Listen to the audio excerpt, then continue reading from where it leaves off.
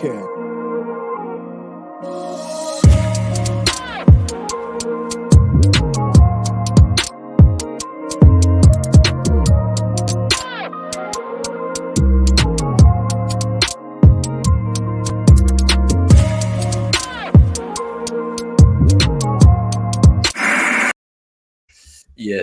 Yes, people, back in the building. Game 2 of tonight.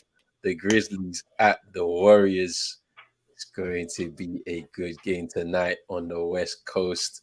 Got my guy CM in the building once again. What are you saying, my bro? Listen, as always, man, thank you for having me. Ready for this one.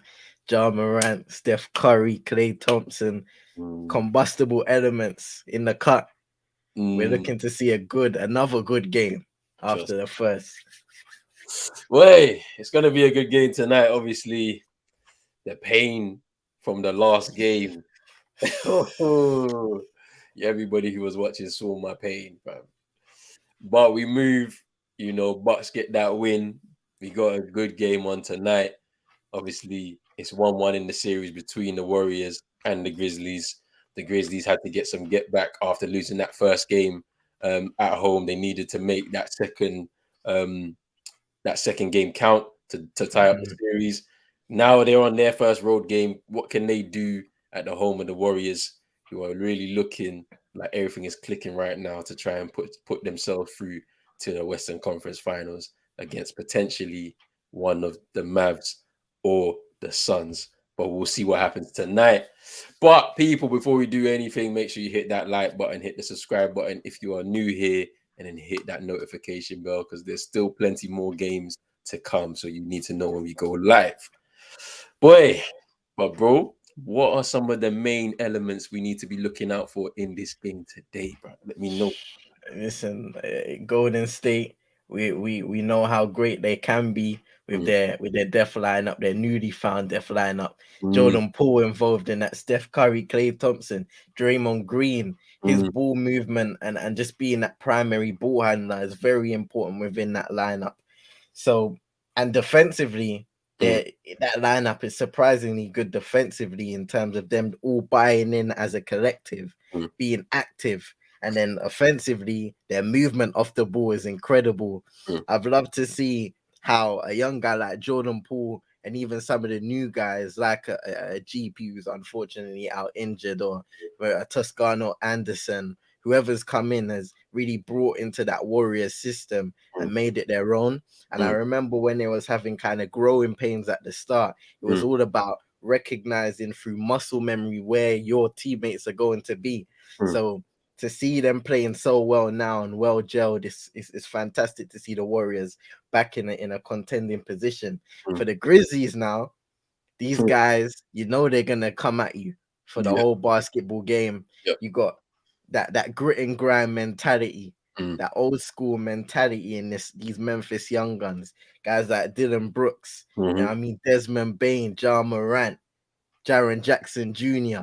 These are all guys, Brandon Clark, these are all guys that are going to play hard for the whole basketball game, and they're going to be tough. There's going to be hard fouls. There's going to be controversial moments. But as long as they stay focused and they continue to hit their shots, then they will have a chance in winning a game, especially if they can slow down that trio of shooters for Golden State. Ja Morant's three-point shooting is going to be very important. He was much improved this series from the Minnesota one because he was shooting very poorly in that one, and he started well so far against Golden State, and he's had a good performance so far in this series already. So it's going to be important. Jaren Jackson Jr., I feel like his performance on both sides of the floor are going to be integral. Can he be a good defender for this Memphis Grizzlies team, and can he hit his shots on the other end? Very, very important. But I think for Memphis, it will be a successful trip if they at least split the series at Golden State. Yeah. I think they need to provide a bit more of that intensity that we've been seeing, especially what they were doing at home, because literally that defensive energy like that they have it's infectious. You know what I mean? Like you watch them, you're just like, yeah, I love this aggressive style of basketball, and it's like you've seen how I think it was Dylan Brooks that was ejected out of game 2. So he Mhm. actually, I think he misses tonight actually because Oh, for real? he's been suspended Damn. because of that flagrant 2 that he got. So yeah, it's going to be interesting to see how they cope without him and his defensive energy. Ja Morant feeling full of confidence after a great game in game 2.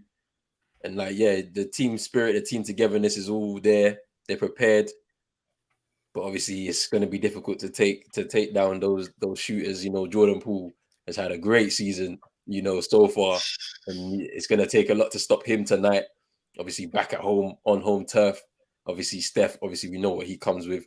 The veterans in this with Draymond and Clay as well. Clay coming back into form. Some of the similar form that we've seen before the long-term layoff. So I mean, it's going to be a good game tonight, and the Grizz have to really keep up their intensity for most of the game, be defensively solid so that they can at least stop the threat from the Warriors and take this game.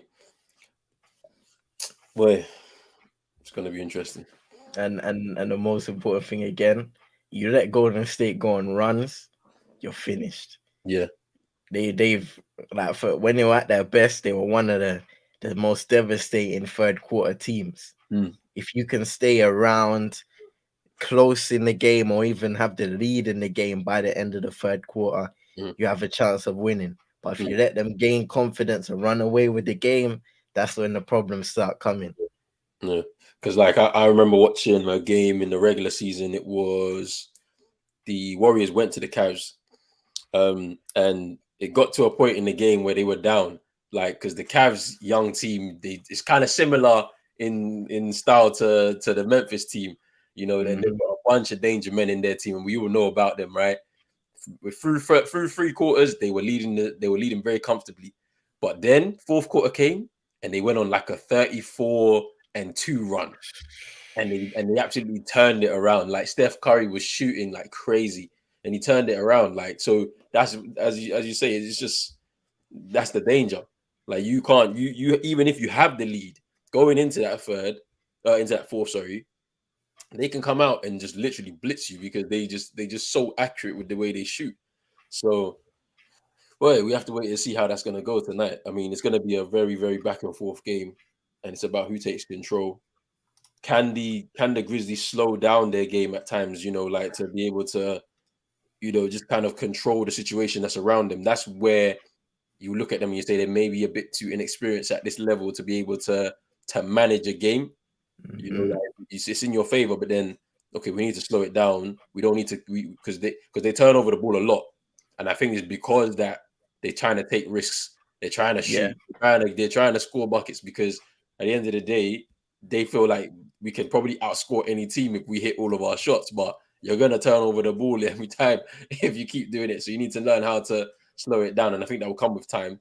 But this is a good experience for all of them, to be honest. It's a young team that's been built. It's not been bought. Like we've seen with some other teams, like the Nets, for example. That team, they've brought in a lot.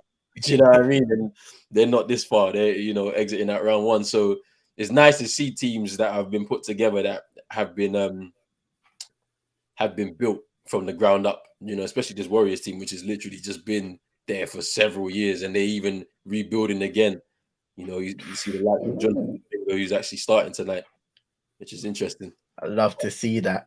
Some energy starting off from the very beginning. And this is a guy who has been he's been used almost tactically in the regular season and even in some points of the playoffs. Kuminga, he hasn't been one of them rookies where he's been given that full license to go out there and play. He's had to make the most of the minutes he's been out there, the small minutes he's been out there, and he's improved time and time again. So now he's getting his opportunity to start, be out there where the light shine the brightest in the playoffs. Can he do something? Can he be that high energy rim running big for Golden State? We've seen so many successful ones in the past. Yeah, that's the thing. I've been eager to see him throughout the season, but whenever the games are on, I'm sleeping, and he always gets the little charity minutes at the end, innit? So you don't really get to see much of him. So tonight's a big night for him. Obviously, youngest player since 1971 to start for the Warriors in the playoffs. So that's going to be pretty interesting. And yeah, man, I'm eager to see how he's going to play tonight. You know, and he's got a lot of experienced characters around him to help him through the game as well. So let's see if he can hold his own. And we got big up Nosy in here. What are you saying? Warriors on top. Let's see, my bro. Let's see. Should be a good game tonight, though. But thank you for stopping through. If you're new here, make sure you hit the subscribe button as well. A lot of playoff basketball coming on the channel.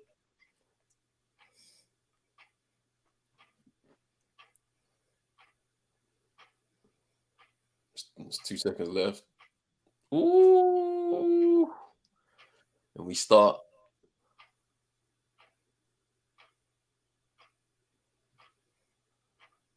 Zion Williams getting a perfect start for the Grizzlies there.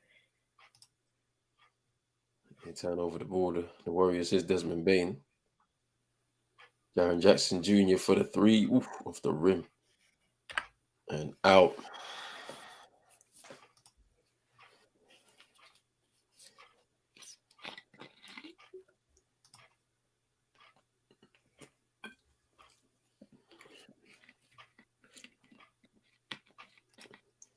Kaminga tips in there.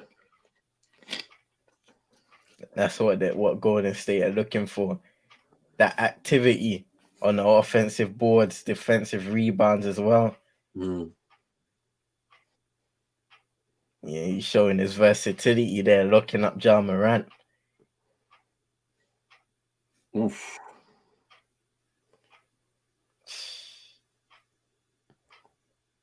Draymond Green making sure he ain't getting one of them early ejections again. You know what I mean? he just made sure he held him so he didn't fall down. Trust me. That Dylan Brooks ejection was wild, though. It was 2 minutes of the game. That was very wild. And as this is what I'm talking about, how they're very intense. They play with so much energy. The fast break, they really do it a lot. Like in the games, it's mad. Ja Morant with an early 3-pointer.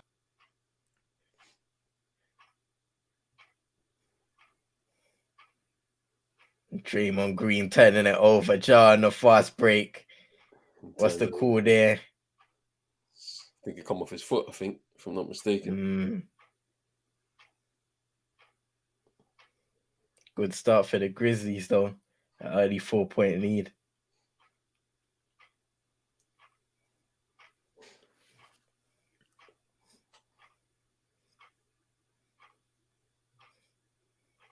Look at Chino.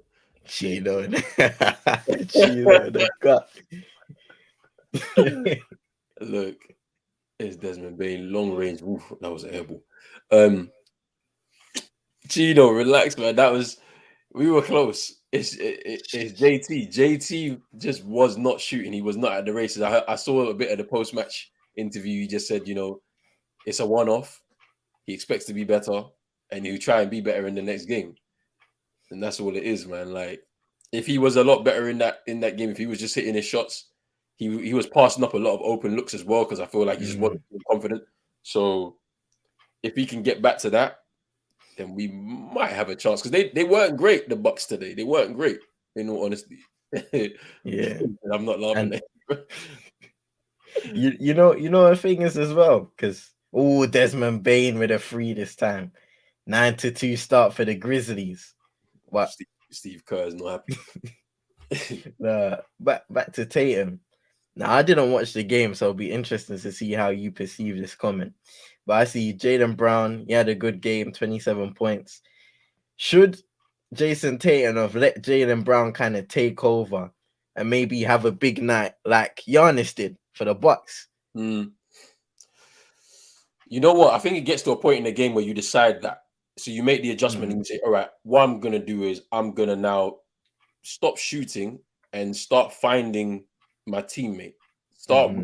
We start setting plays that put him in positions where he can receive the ball and shoot, because he was feeling more confident. He was feeling hotter. Yeah. And every time he had the ball, he was either going to drive into the paint, try to go to the rim, or he would come up, he would go like wide on the perimeter and shoot. So I mean, for me, it was just one of those where like I'm hoping that he kind of learns that kind of thing now. Like he sees it. Do you know what I mean? Like he sees that going on in the game, and he's like, all right, I'm not really hot right now. Let me take some time off. Let me try and find my teammate who seems to be playing a lot better than me, and then we can kind of see where it is. I feel like he's under pressure as well because he feels like he's the star. The franchise are putting him as the face, and because of that, he feels like he has to produce, and it gets to a point where like he can't just like he's young, he's very young. He can't be the face of the franchise right now. It's gonna take some time. So you know, it is what it is. How about the Grizzlies though? 15-6 start on the Warriors home court. The Oracle.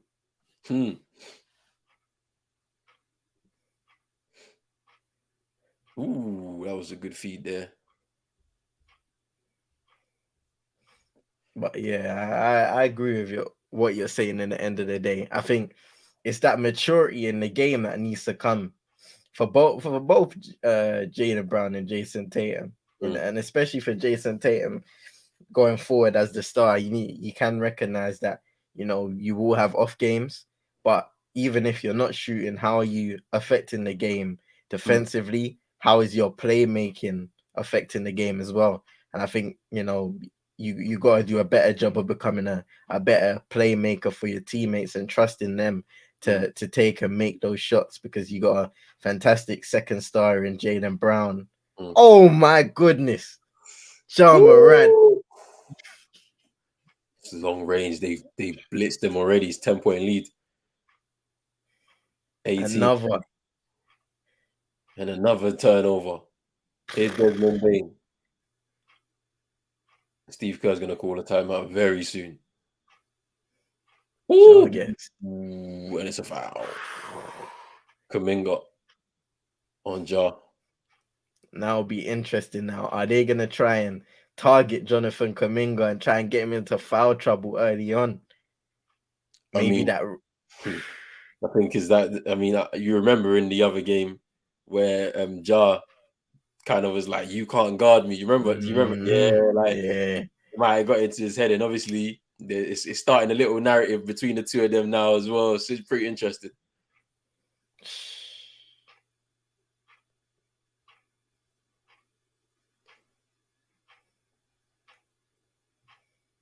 But yeah, the Boston Milwaukee series is far from over, man.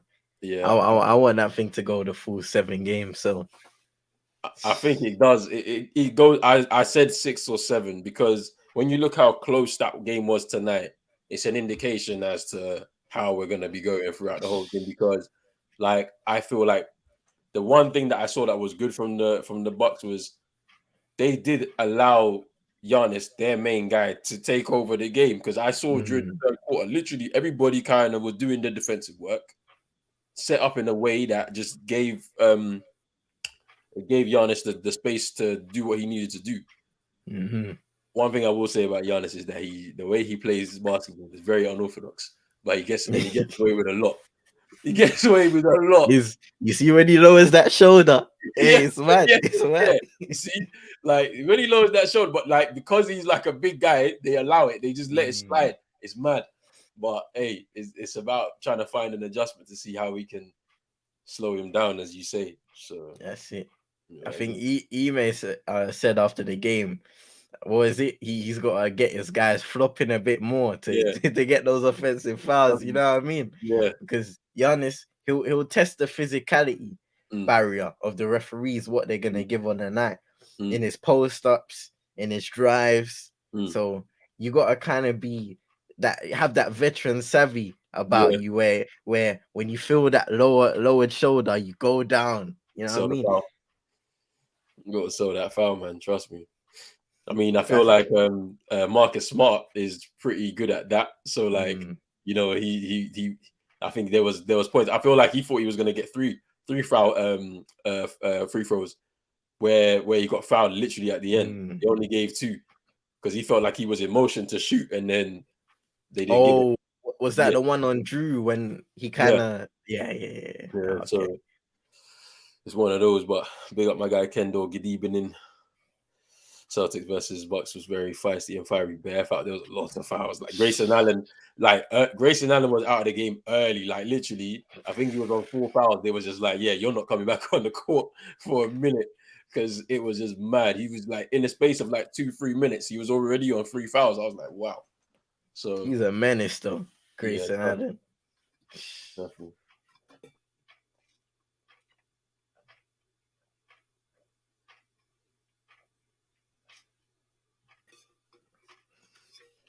Man, that Dylan Brooks foul. Just looking back on it now, that is ridiculous. Bro, he smacked his head in.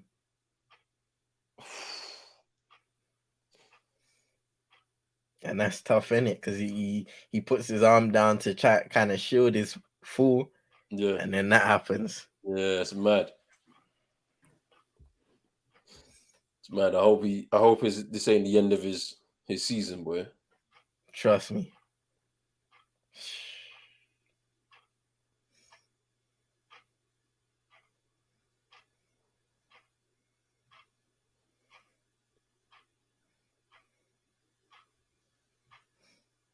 What do you think about yeah, he's out for the rest of the series. It's saying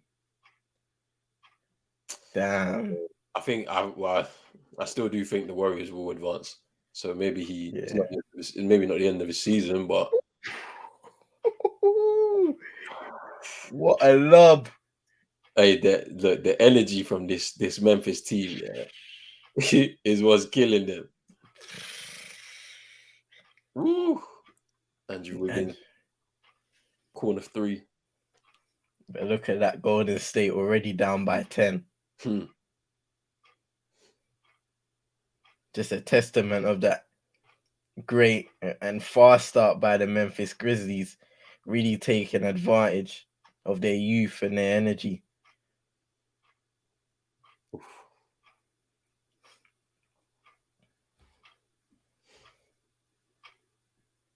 Nice pass by Steph. Draymond to the hoop.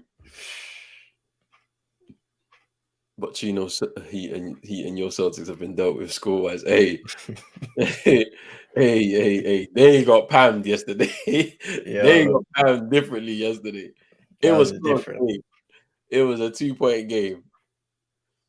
That, to be honest with you, if JT was shooting, oh wow, Kuminga, what's going on? He's not happy at all. He needs to calm down, man. It's not your fault, kid. It's not your fault. Team's not. And they're still showing this. Wow.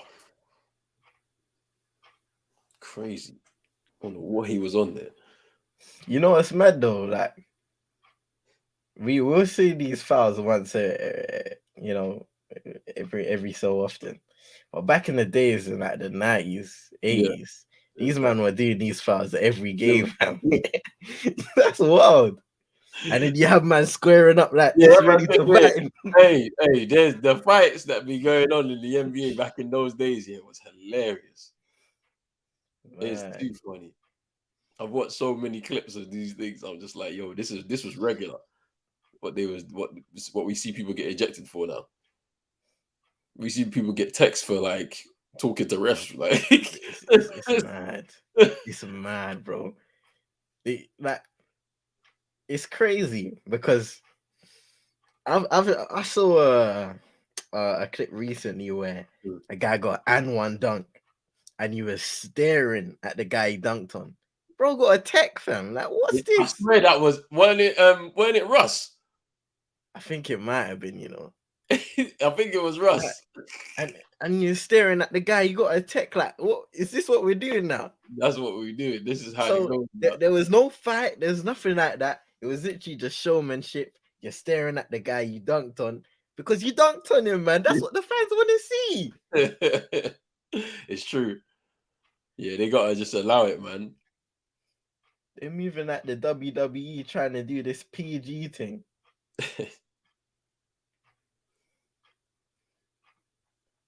It's good defense from Oh, off the rim. Catches his own shot. and even though they don't make that 3-point shot, Jordan Poole to the rim, Lovely. just like that.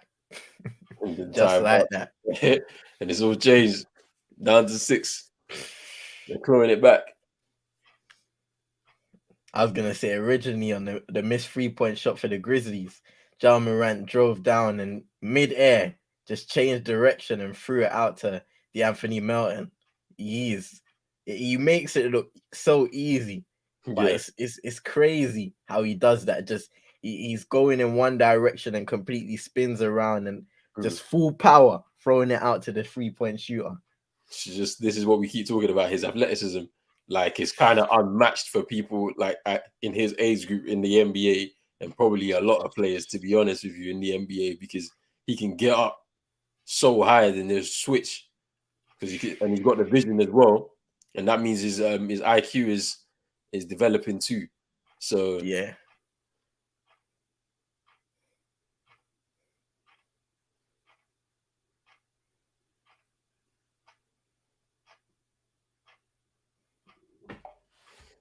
So yeah, it should be very interesting.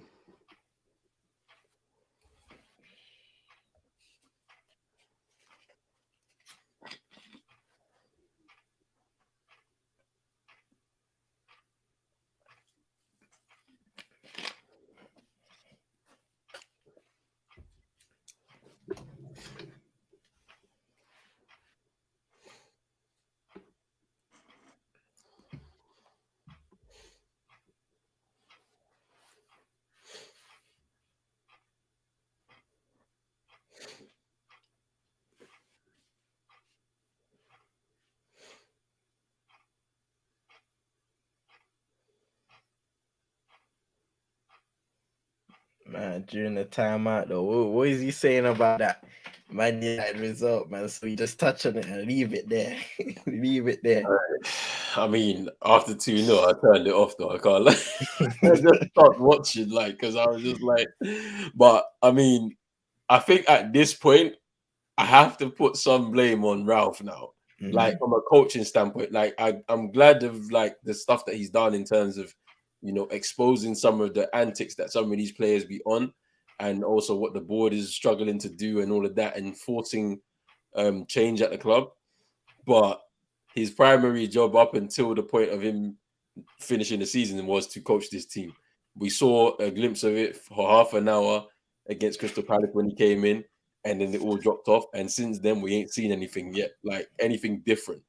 Do you know what I mean? I was so excited when he came. I was like, okay, this is a proper coach and all of that. But in all honesty, he's not really that great of a coach. He's not. Like, he's not. And to be honest with you probably were better off with just Michael Carrick to the end of the season. We probably were.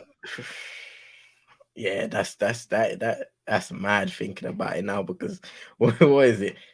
Did Michael Carrick win all of his games or something like that? Yeah. Or did he, No, he ended unbeaten. So I think he yeah. drew with Chelsea, beat Villarreal, and then I don't know what the other game was that he took charge of. But yeah, he ended up unbeaten. And it's like you could have kept, like, you could have. I mean, but the thing about it is, it's just wrong to sack just Ollie. You have to get rid of everybody, isn't it? Like, so because they're all part of the failure. But yeah, I just want the season to end. One more game now, but it's like in a couple of weeks' time. I think it's when the season ends, 22nd of May. So yeah. yeah, we got 2 weeks to just chill. That's the thing I'm happy about, man. I ain't gotta wake up and think about Man United on the weekend for a couple of weeks. I'm good. So yeah, it is what it is. I mean, I tweeted in December, we probably need about 8 new players, and I wasn't joking. Like, I was like, we need 8. Like, Ronaldo was shaking his head, like, after the second goal went in. He went to thank the fans afterwards because they were singing his name, but obviously, yeah, it's just mad, like, how we have somebody of that quality and we just wasted a year of it. Just a whole year we've wasted.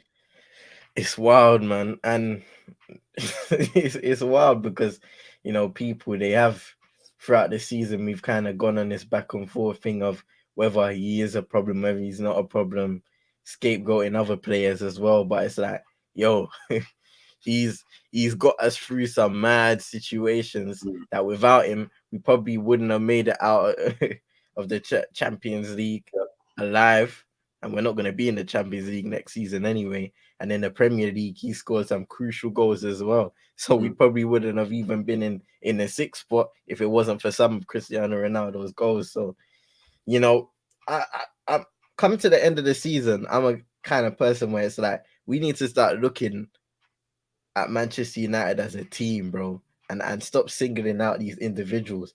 Obviously, there are certain players that are worse than others, and we can say names. Maguire, Rashford has been poor.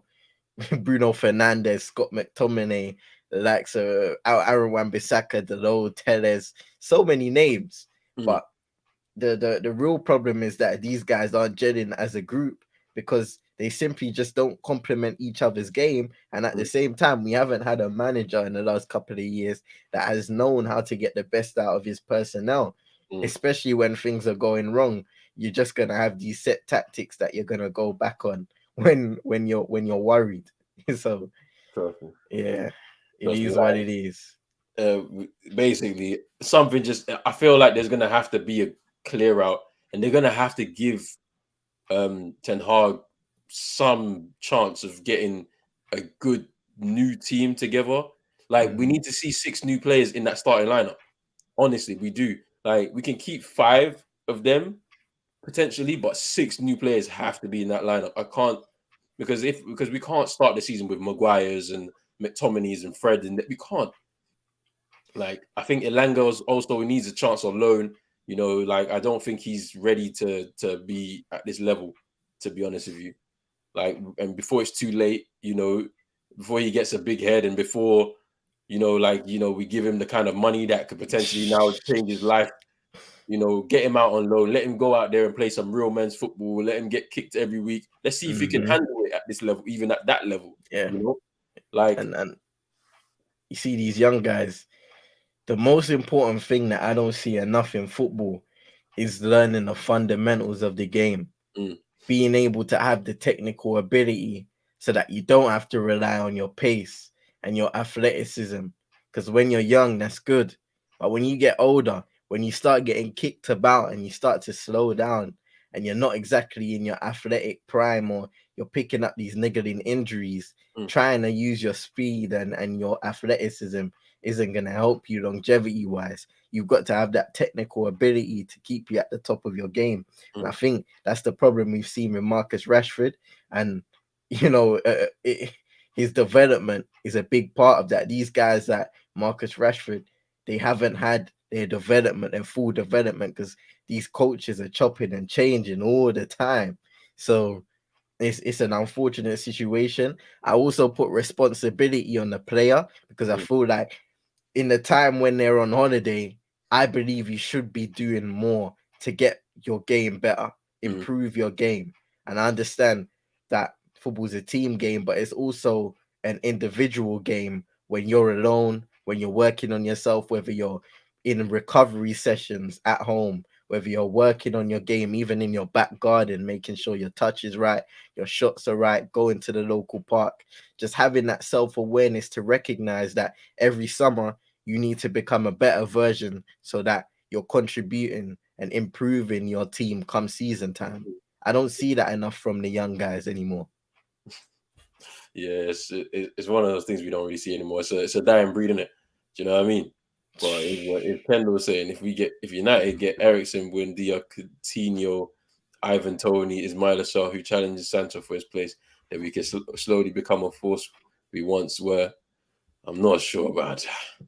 I'm not gonna lie, like I'm not sure about them players that you've named here, bro. Like I hear it, like bro, Coutinho. You just want to sign. You just want to get rid of everybody. Innit? You just want to just sign all these other players. Like I just can't see it being that way. United just need to just overhaul scouting and just. And I said it already. Like you got to take risks, man, with young players. You gotta take risks, man. You have to be extensively scouting players, man. It can't be a thing where Trust. Yeah, it's a mad thing. It's a mad thing, man. Like I could talk about it, but we could save that to Yeah. for another Hey. time. Yeah, I don't want. Leave that. I'm Leave that. done with this, bro. Like, let's do the basketball thing. You get me? Big up Reedus and Tariq. Tariq saying, could you drop me the link? Yeah, don't worry. I'm on it Tariq's right coming. now. Man, I saw you read this, man, because you see Reedus, it's Mm. mad. That's the first time I've ever seen Reedus get mad, like seriously mad at a game today, man. So listen, enjoy these 2 weeks, bro. Forget about Manchester United. Watch some NBA basketball.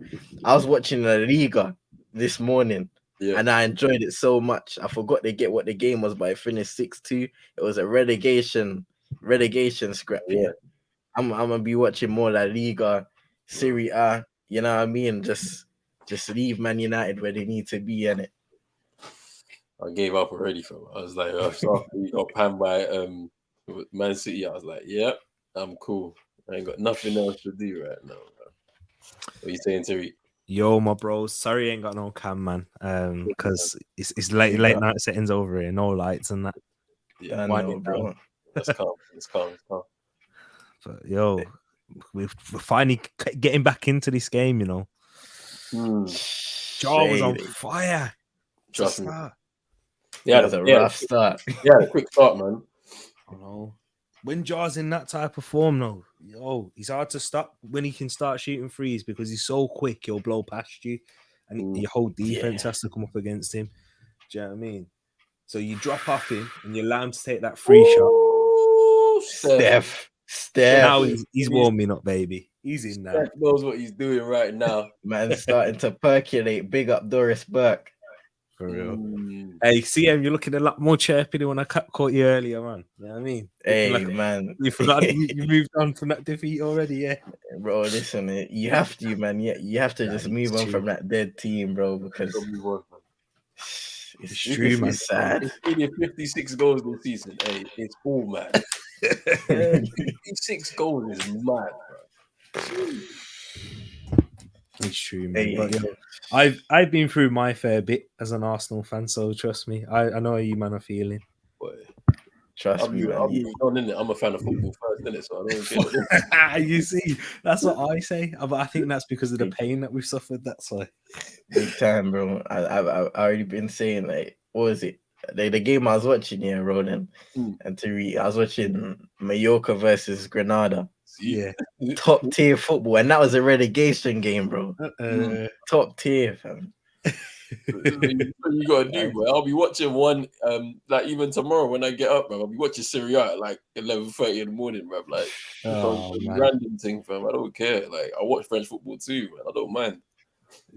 This is what happens when your club's in the mud, man. You get you moving over to these things. I mean, we'd watch it anyway. But, yeah, I watch it anyway. But like, yeah, I switched off the TV at 2-0. I was like, yeah, all right, cool, man. This is what they on.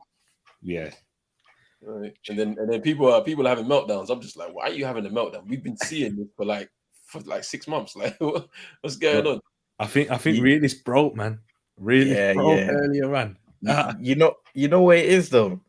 I think at the same time, even though you kind of expect it, you just get so mad because you see the players on the pitch and it's like, bro, you could be doing so much more. But then you kind of have to like step away from it and be like, there's so much more into this in the grand scheme of things. This whole club's rotten to the core from top to bottom. And look, we can only just hope for better next season, even though there's not a lot of optimism on my side anyway, but you can only hope that it's going to get better over the next few years, and that's that. Like, I feel like next year is going to be even worse. United fans need to get real for that way, because I feel like even with him making signings, it's not going to be enough, because there's going to be still a good amount of those players still starting games for us. Like, you know, so that's going to be a bit of teething problems there. Him trying to implement a new system and a new culture. It's going to be the second season where I would expect us to have those players integrated and another set of players that will fit straight in again. Yeah. And then you can start to see a big kind of jump. But yeah. And And that's also, like discounting players that won't work out for whatever reason. You know what I mean? Like even players that you think will be good and they're going to be a sure fit for whatever reason, it might not work out. You know what I'm saying? So that's football and that's sport for you. But Glazer tax, you got to add that to it as well. That's the thing. It's like you don't know. Like, bruv, the press conference yesterday made me laugh. He was like, "I asked for a striker. We had 48 hours to go." Yeah. It was like, no. What do you mean, no, bruv? Like, I'm the manager, fam. So I say we need one, bruv. What do you mean? But he said, no, that's the answer. So, like, if they're going to be doing that kind of stuff, then, Ten Hag is over the fence. You hear Ranić, he was saying, we should hijack the Luis Diaz deal. Yeah. Yeah. He said we should go for Vlahovic or Alvarez. And they've all gone to different clubs, bruv. Like, and it's like, the United had this stance of, we don't do business in January. All the top clubs do it. As long as the deal is there and it's available, they do it. It's true. Yeah, 100%. Well, Arteta wanted us. We tried to do business in January, but Vlahovic didn't want to come. So it's this legacy thing now, isn't it? Just holding on to your legacy values when realistically that's a mockery because you've ruined the club. Yeah. And moved even further away from what we used to stand for and how we used to operate. Bro, look, like they can talk all the nonsense they want to talk. Yeah, two of the most successful players, of our club come through in a January window. There you go. Patrice Evra and Nemanja Vidic came in for like a combined 10 million or something back then. Yeah, in 2005 in a January window. It took them time to adjust, but then they look at what they became at the club. So this is what I'm saying. Like it's mad. Like you can't tell me that it's not. You can't find players in the January market and integrate them into your team, man. It's mad. Yeah. As long as what is that 3-4 style, man? It looks mad. Who is that for the Grizzlies? Brandon Clark. Yo, he has some ugly. He's doing the one-handed flick. Yo. No, see, Giannis's technique is hilarious, bro. Yeah, for real. Have the whole crowd counting to 20 damn near. What's your time on the clock anyway? What's on your clock? What's yours? 10:57 for me. 10:57. I'll sync up to you, innit? That's what I want to do. You're on 10:53. 10:49 now. Oh, see you. That's right. I'll be a couple seconds behind. I don't mind. I said I know we're shit and we're used to losing, but bro, they didn't even try at all. But they haven't been trying for weeks. Like, let's be honest. Yep. Come on, man. Like, I don't know what people. I just gave up. I don't have any expectations for this team. Next season, I have no expectations. So free hit for the manager as long as the transfer window looks somehow better than the way we've seen it. Yeah. Summer's massive. Summer's more important than next season in football on the pitch, really. Facts, bro. For you, man. For us, for us it's the same actually. Yeah, summer, same thing. But you know what? This is what football fans forget genuinely, because when a ball's being kicked, it's like, all right, now here we go, let's go, get excited. The heart and the emotions start talking. It's normal, of course it is, but you can't overlook the importance of this transfer window. But next season, I'm not saying a damn thing. I have no idea. After this season, Roland, at the start of this season, what was you saying, bro? At the start of the season, I was like, we have to challenge for the league. Yeah. Like, because you can't go from third to second, then nowhere. You can. There's only one way you go up, right? Yeah, so challenge for it. And then with the players that were brought in, Jordan Poole with the free. That's not. People saying this. Why we were dressed? Yeah, sorry. Why was we drafting this guy? You know what I'm saying? He's coming. People asking questions. He's coming to his own right now, man. He's coming to that Warrior system under Steve Kerr, and boy, he's learned so much. It's coming to fruition right now. Trust me, you need a third scorer like Jordan Poole with Clay and Steph, man. He's cold though, man. He's basically become a splash brother overnight. Yeah. Oh. And his playmaking as well has improved a lot. Yeah, even to set him up for the free, that's him slashing to the basket, kicking it, and then getting out and then getting kicked out to him and in the corner. Man, like Looney Tunes. Oh man, 4-point lead now. I'm gassed. Come on. Oh, Clean shot selection, yo. Oh, important. I'm leaning though. 8-0 run for Golden State. This and is suddenly cooking right now. Mentality monsters. That's what we are. They are cooking right now. Bro, I didn't manage to catch the watch-along for the Bucks one, but I caught the literally like the final minute. Oh my days, pain. I thought it was in, bro, at the end. Yeah, you see, look, I was celebrating because I was like, okay, we're going overtime. Yeah. Honestly, like Marcus Smart did the right thing in it. Like, he was like, all right, I'm gonna miss the free throw, catch my rebound, yeah, and then I'm gonna take my shot. He's leaning back and falling over.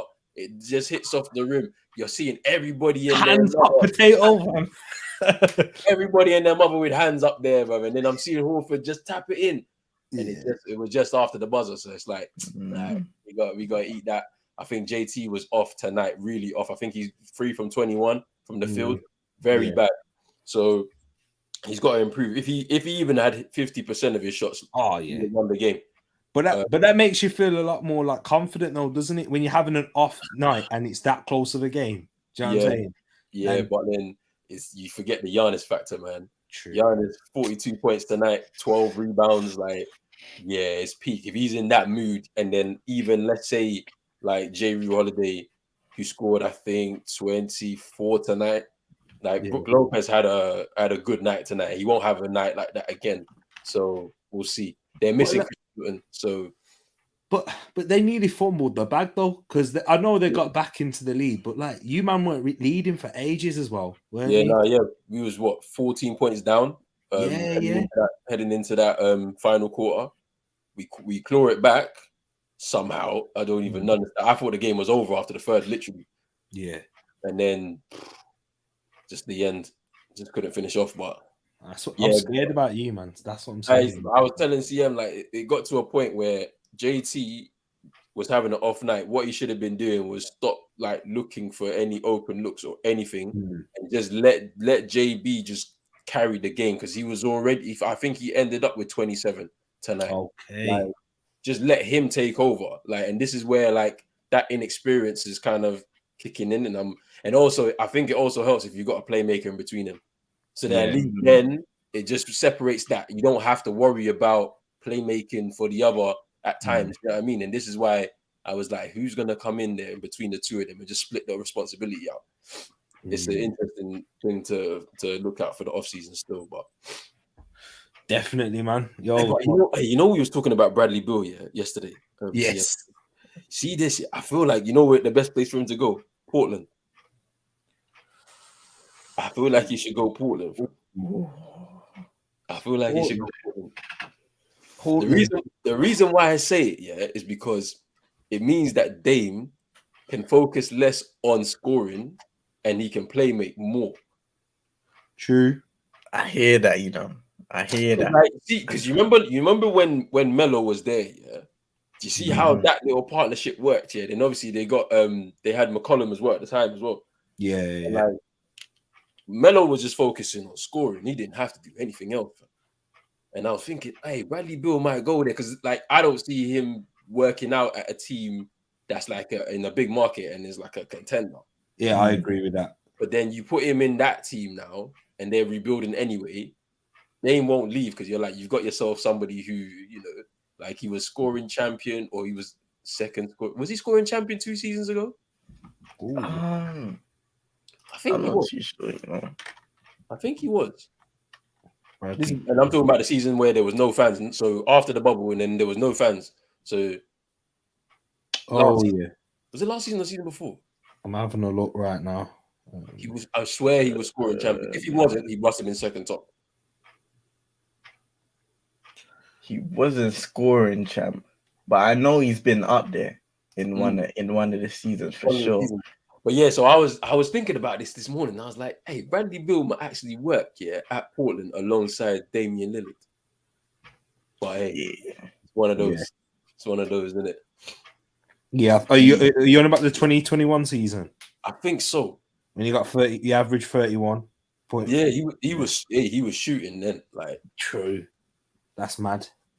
So like that's the thing. It's like, and obviously like he's had injury problems this season, and he's in the end of his season kind of his season ended very early in it. So it's like, and he's going into free agency. So it's like, I was like, Portland might be the place for him still.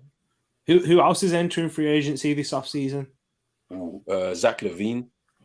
Hey. But he's gonna resign, I think, with the Bulls. Who else actually? Yeah, let me have a look. So let's see. So we got. So Zach LaVine, not really a lot of major names out there. Mostly just pieces. Yeah. People might. That's what it is. Picks as well. The teams might just set up for picks. Yeah, I know the Celtics did that like in ahead of the trade deadline, innit? So got rid of Schroeder to, I think, to Houston, because they were just trying to move. They were just trying to move him out, because it's like, you're not gonna give him a 4-year deal for like 20 mil. When what's the point? Like, there was no need for that. So you just move him out. He didn't really do well anyway, so front office weren't happy with him. So it was just like, let's move him out. Are Phoenix gonna pay DeAndre Ayton? He's a restricted free agent. Okay. They have to pay him. They have to pay him. They're gonna have to move some man out for that. Old Porter Jr., my boy. That was got 7 points. 3 from the field. What's Jaren Jackson been doing, man? Like, he started off good as well. Yeah. That deep free. Yeah, trust me. He's one of them guys though. He needs to get going, be aggressive. Sometimes he's a bit timid. Yeah. I feel like that will come with experience for him though. Yeah. That was a nice free from Otto Porter Jr. though. That was lovely. Yeah, really said, I'm glad my guy got the win last night. Man, need to respect my guy Embiid. Hey, Embiid, yeah. Hey, that sequence towards the end with Maxey Harden, Tobias Harris, and then Embiid finishing it off. Oh my days, bro. Hey, it was fire, bro. Embiid was out there doing DX. Quoted by Roland, fam. Funny, bro. Really funny. Because Tyrese Maxey didn't score any points in that first half. Then come out in the second half and score 21. Hey, mad. That's mad to do that. Trust me. Yeah. You can't do that. You can't do that in game 4 tomorrow, boy. Otherwise, they're gonna get cooked still. Reader said, "You see that fraud hard, and I'm done with him." You know what? He started off well, in the game, and then I don't know what happened. He just kind of took a back seat. I don't understand why. We might have to start considering that maybe James Harden's on the decline, man. Yeah, bro, come on, man. He's been on for a minute though. I can't lie, but I thought he was going to be rejuvenated being in Brooklyn with KD and Kyrie, innit? And it just that first season, like, because the two of them was always injured, him and Kyrie, it just like it never worked out, innit? And then coming into this season with the whole like the vaccine thing, and then it just kind of it's just not worked out. Do you think it would have worked out with Kyrie and James Harden, or like two very ball dominant players anyway? The thing about it is that like we never got a chance to actually see all three of them together. Even like I feel like in the first season they only were on the court 14 times. Like 13 or 14 times, I think.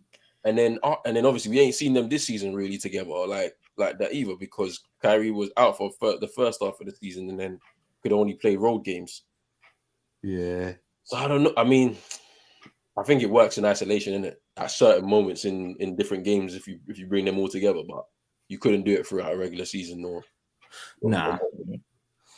Yeah. I feel like they would have rotated them a lot during the playoffs. If you probably wouldn't see him all three of them. Like, well, with KD, he'd have played every minute. But yeah, with both of them on the same floor together, I don't know, man. I don't know. KD was playing a mad amount of minutes as well in the beginning of the season. Like, he was literally playing 40 minutes every night, and I'm just like, yo, this guy's gonna get burnt out quick, or he's gonna get injured quick because there was all this trouble going on behind the scenes, like. And then he had to drag them to the playing as well towards the end of the season. So, man, I'm just, you know what I'm looking forward to next season. I'm looking forward to the Cavs next season. Oh my days, that team's exciting. Hey. Yo, talk to me about the Cavs. What's their team saying? Oh, their team is mad young. Yeah, they got Evan Mobley. Yeah, rookie. Yeah, Darius Garland. Colin Sexton's injured. Yeah, but like, bro, he was cold as well. Yeah, before he got injured. Who else did they got? They got Jarrett Allen and Markkinen as well. Yeah. Oh my days. Them man are gonna be cooking next season. They had a great regular season and then kind of fell away towards the end. Yeah. I think it's the lack of experience around their squad, because like they've got Rondo. They lost Ricky Rubio midway through the season because he was gonna be a free agent anyway, so like they just moved him on. Who else? Yeah, but they got Kevin Love. Kevin Love is obviously still there. Like, oh, is he still? I didn't even know. He's still there. But it's just it's a bit. They need some more experience, I think. But it's gonna be interesting to see them next season. They're a fun team to watch anyway, just because of the youth and that. But yeah, let's see. Yeah, true. Giving you like early like Atlanta Hawks when they had like Trae Young and John Collins type of thing. Yeah. I used to like them when they were. Yeah. I think the Cavs, they have a more well-rounded team. Whereas ATL, it's like that two-man punch. Nowadays, they have a lot of young pieces like Isaac Okoro. You kind of got the experience of Clint Capella in there mixed in, Gallinari. You know, you got a few guys to kind of integrate into that team. I even forgot about Karius LeVert as well. Oh man, I forgot about him. Oh yeah, because he was a part of all them Brooklyn. I mean, them Brooklyn trade, didn't it? Yeah. So Karius LeVert went there ahead of the trade deadline. Went from the Pacers, I believe. Yeah. So that I completely forgot about him. They're going to be a problem next season for a lot of teams. That's a well-rounded team, man.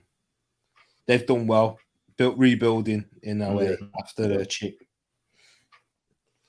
Yeah, they're going to be a problem next season. They should get Golden State out of there. Team Lights need to be humbled.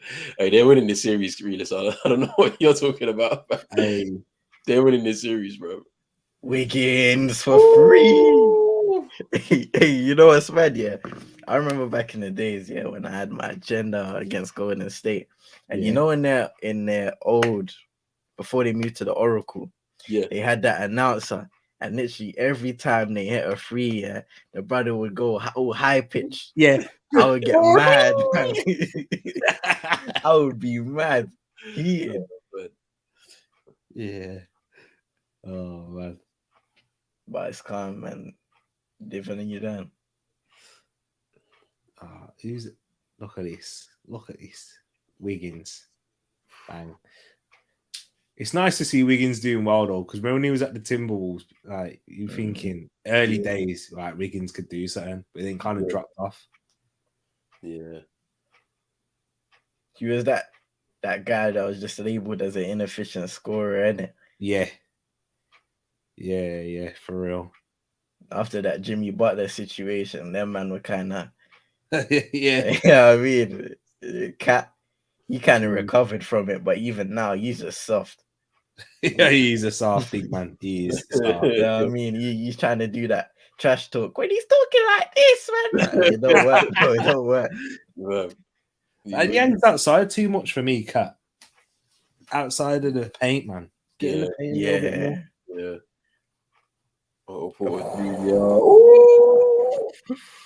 Yeah. Lighting them up early. You know when you got threes like this? Come on, man. Apparently, we ruined the sport as well. Apparently, come on. Fam, when the team is hot, oh my days.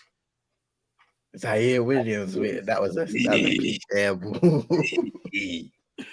Nah, Steph, that's a foul. That's 3-point foul. That's 3.5. He's got 3. He's got 3 at the line. When will these young guns learn, man? Don't foul Steph Curry on a free. Bro. When he's in full flight, in full motion, boy, leave him alone. Trust me.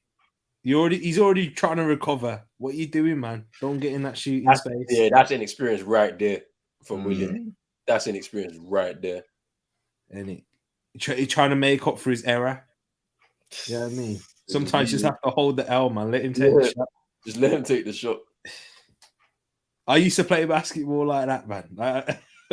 I used to just run around like a headless chicken, man. Hey, I didn't have the stamina for that, bro. I'm in there bruising, fam. Fam, let me tell you one time, when I was playing basketball. This was only in a scrimmage as well, right? I got blue passed. I never really liked it. Someone was going up for a dunk. I'm coming in flying. He still dunked it. He sent me in. He sent me to the ground anyway, so I got posted. I'm like, nah, I'm going to go for the block, man. Nah, never again. Embarrassing moments. I felt like Brandon Knight against DeAndre Jordan, man. For real. Hey. Nah, man. So what? Ja. Okay. Ja hit that. There you go. Do you know what? Ja, man. Draymond. That was a nice little feed into Steph. Poor. Oh, he missed it.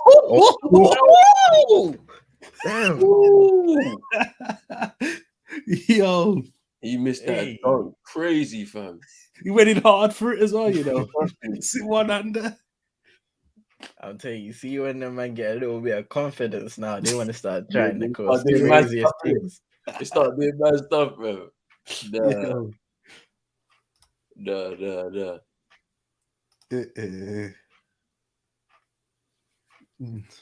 Come on. Big up Red Devil, man. Yeah, big up Red Devil, man. Big up. What are you saying? What are you saying, man? I've been good, man. Just chilling, you get me? Been a minute, man. It's been a minute still. Has been a minute. Hang time from Ja Morant. Andrew Wiggins. That was a good feed again. Come on, Golden State. Here's Desmond Bain. Here's Ja. Yo, the Warriors are shooting 72% from the field, you know. Yo. Yeah, and we've been spreading our points as well. Thinking about it. They are inefficient. Look at this. Didn't drop for him. Free shot as well. Yo, this Grizzlies defense is not looking great. They're Chino says Grizzlies 5, you know. Nah, you get lost. Chino, get out. You just focus on 76ers, my bro. Ooh, Desmond Bain. And I think did he get the M1? M1, I think he did still. Yeah, he did still. Hey, 4-point play. These Grizzlies, they ain't running away from this. What's that old Porter doing, man? What are you doing, fam? That's mad. That's a mile away. That's a vet, man. The man did the long jump. The long jump thing, fam. Yeah.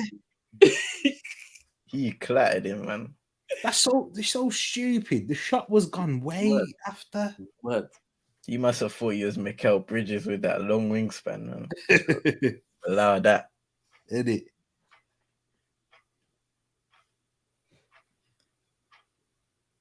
This is the free throw. Oh man, you can't miss that 4-point play. Yeah, you definitely can't miss that, man. It's Steph. Steph. Steph. And one. That's what I'm talking about. Brandon Clark, fam. Lord. Hey, Warriors are on it right now, fam. Yo. We started slow as well. That's the good thing about it. Come on. Now Steph, man. Yeah, that's wild from Brandon Clark, you know. You had to pull back as well, bro. You didn't want a situation like Dylan Brooks still. Yeah. Oh, yeah. That was bad. It was bad, didn't it? Smacked his head, bro. He see him say sorry straight afterwards. Trust, but it was over. It was over. That's 2 minutes into the game, bro. What you on, fam? Isn't it? Mad, man. Come on. Fast break. Oh. Steph. Shoot it. Mad. Who's that? Mad.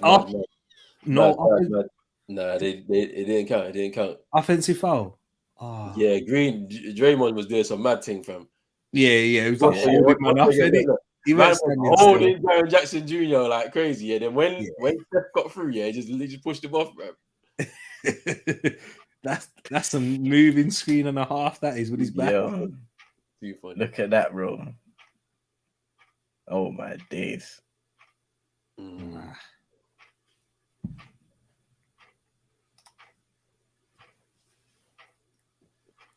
Nice.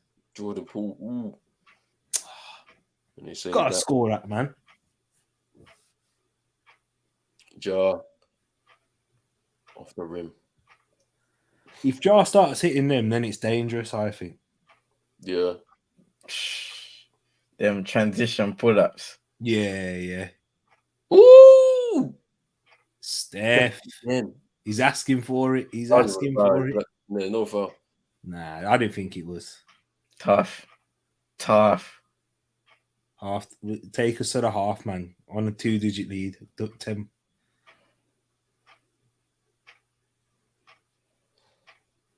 £10 this quarter for Steph, you know. My brother. How many points did he have in the first? I don't think he had that many, did he? He had like 5 or something. Oh, did he? Yeah. Oh, that's more than I thought. I thought it was only like 2. Yeah. These Wiggins. Yo. What's going on? But that's the Wiggins that we know and love. Ooh, that was I know the dunk work Wiggins with the little shoulder charge, yeah. Yeah. He gets up and dunks that, fam. He said, "Get out of here, fam." To Brandon, man. Bang. That look at the speed, though, man. Look at that. And that's great from Wiggins, noticing who he's got in front of him. Yo, look at the little man there. Done him, fam. Done him.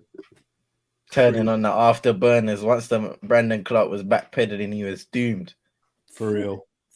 14 points for Andrew Wiggins so far. 6 out of 8. 2 out of 2 from 3. Lovely, fam.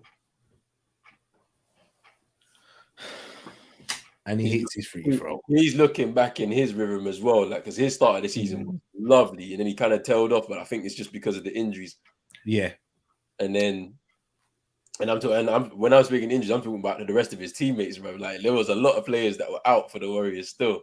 Mm-hmm. Yeah. They've all recovered now, and then he's looking like he's back in his rhythm again, which is good. His jaw. He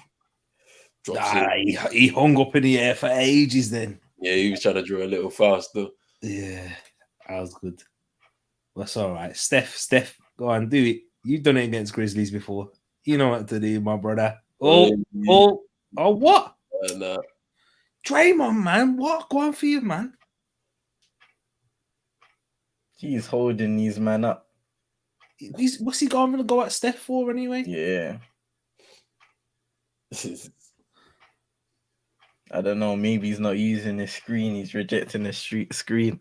Yeah. Apparently, I learned big men, they hate when their guys reject screens early. Really? Oh, do they? Yeah. See, I ain't never been a big man, so you know. I don't know about them things. Hey, Ja. Hey, Ja's mad, fam. No. From the logo, B. Ain't no way. From the logo, fam. Hey, Ja don't give it. No. Yeah, look at this. Watch. From the logo. Watch it. Yo. Watch it. Behind the line. Oh, no. Ja is cold, fam. Yo. All swishes. I'm loving this right now. That's the energy from the young guns that we love, man. Come on. Hey, nah. So that's half time. Yo, I'll take that. I mean, 7-point lead for the Warriors, but hey, the Grizzlies are still in there. When Jar's doing stuff like this, it's mad. It's all mad still. yes, it's all about that though, isn't it? When Warriors are moving like that, you got to hang in there. And if you can, then you got a chance. That's it. That's it, man. This is the first road game as well for the Grizzlies in the series, so they got to try and make this one count. They seriously do. They have to win a road game, man.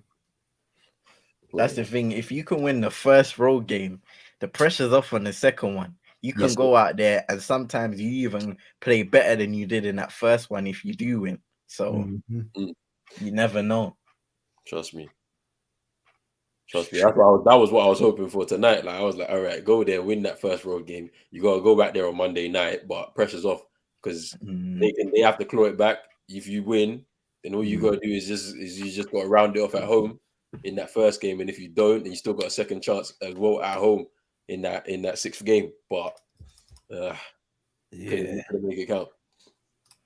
Red Devil sees it's going to 7. I think it goes. Wait, which one? This series? Yeah. Nah, this series goes 6, I think. Yeah. Goes 6. But yeah, because I feel like Warriors win tonight. Yeah. Then they probably win the second home game. Bro, if they win tonight, they definitely win the second home game. Home game, yeah. And then go back to Memphis. Grizzlies pick up a win. Yeah. And then in the second game they finish off, and then that's it. Yeah, I see. That's how I see it going now as well. But it all depends on this game, really. That's it. Yeah, I think the Bucks Celtics series goes 7. No, I changed my mind. I think it goes 7. In all honesty, that's what did you say initially? I said 6, but I think it goes 7 now. Oh, 7 games. Wait, what are you saying? You backing your team, yeah? Yeah. Well, I mean, either way, yeah. Like, you think you're back in 7? I think 7. Yeah, I think 7. If we can, I think the way we play tonight, I don't think we're gonna be as bad.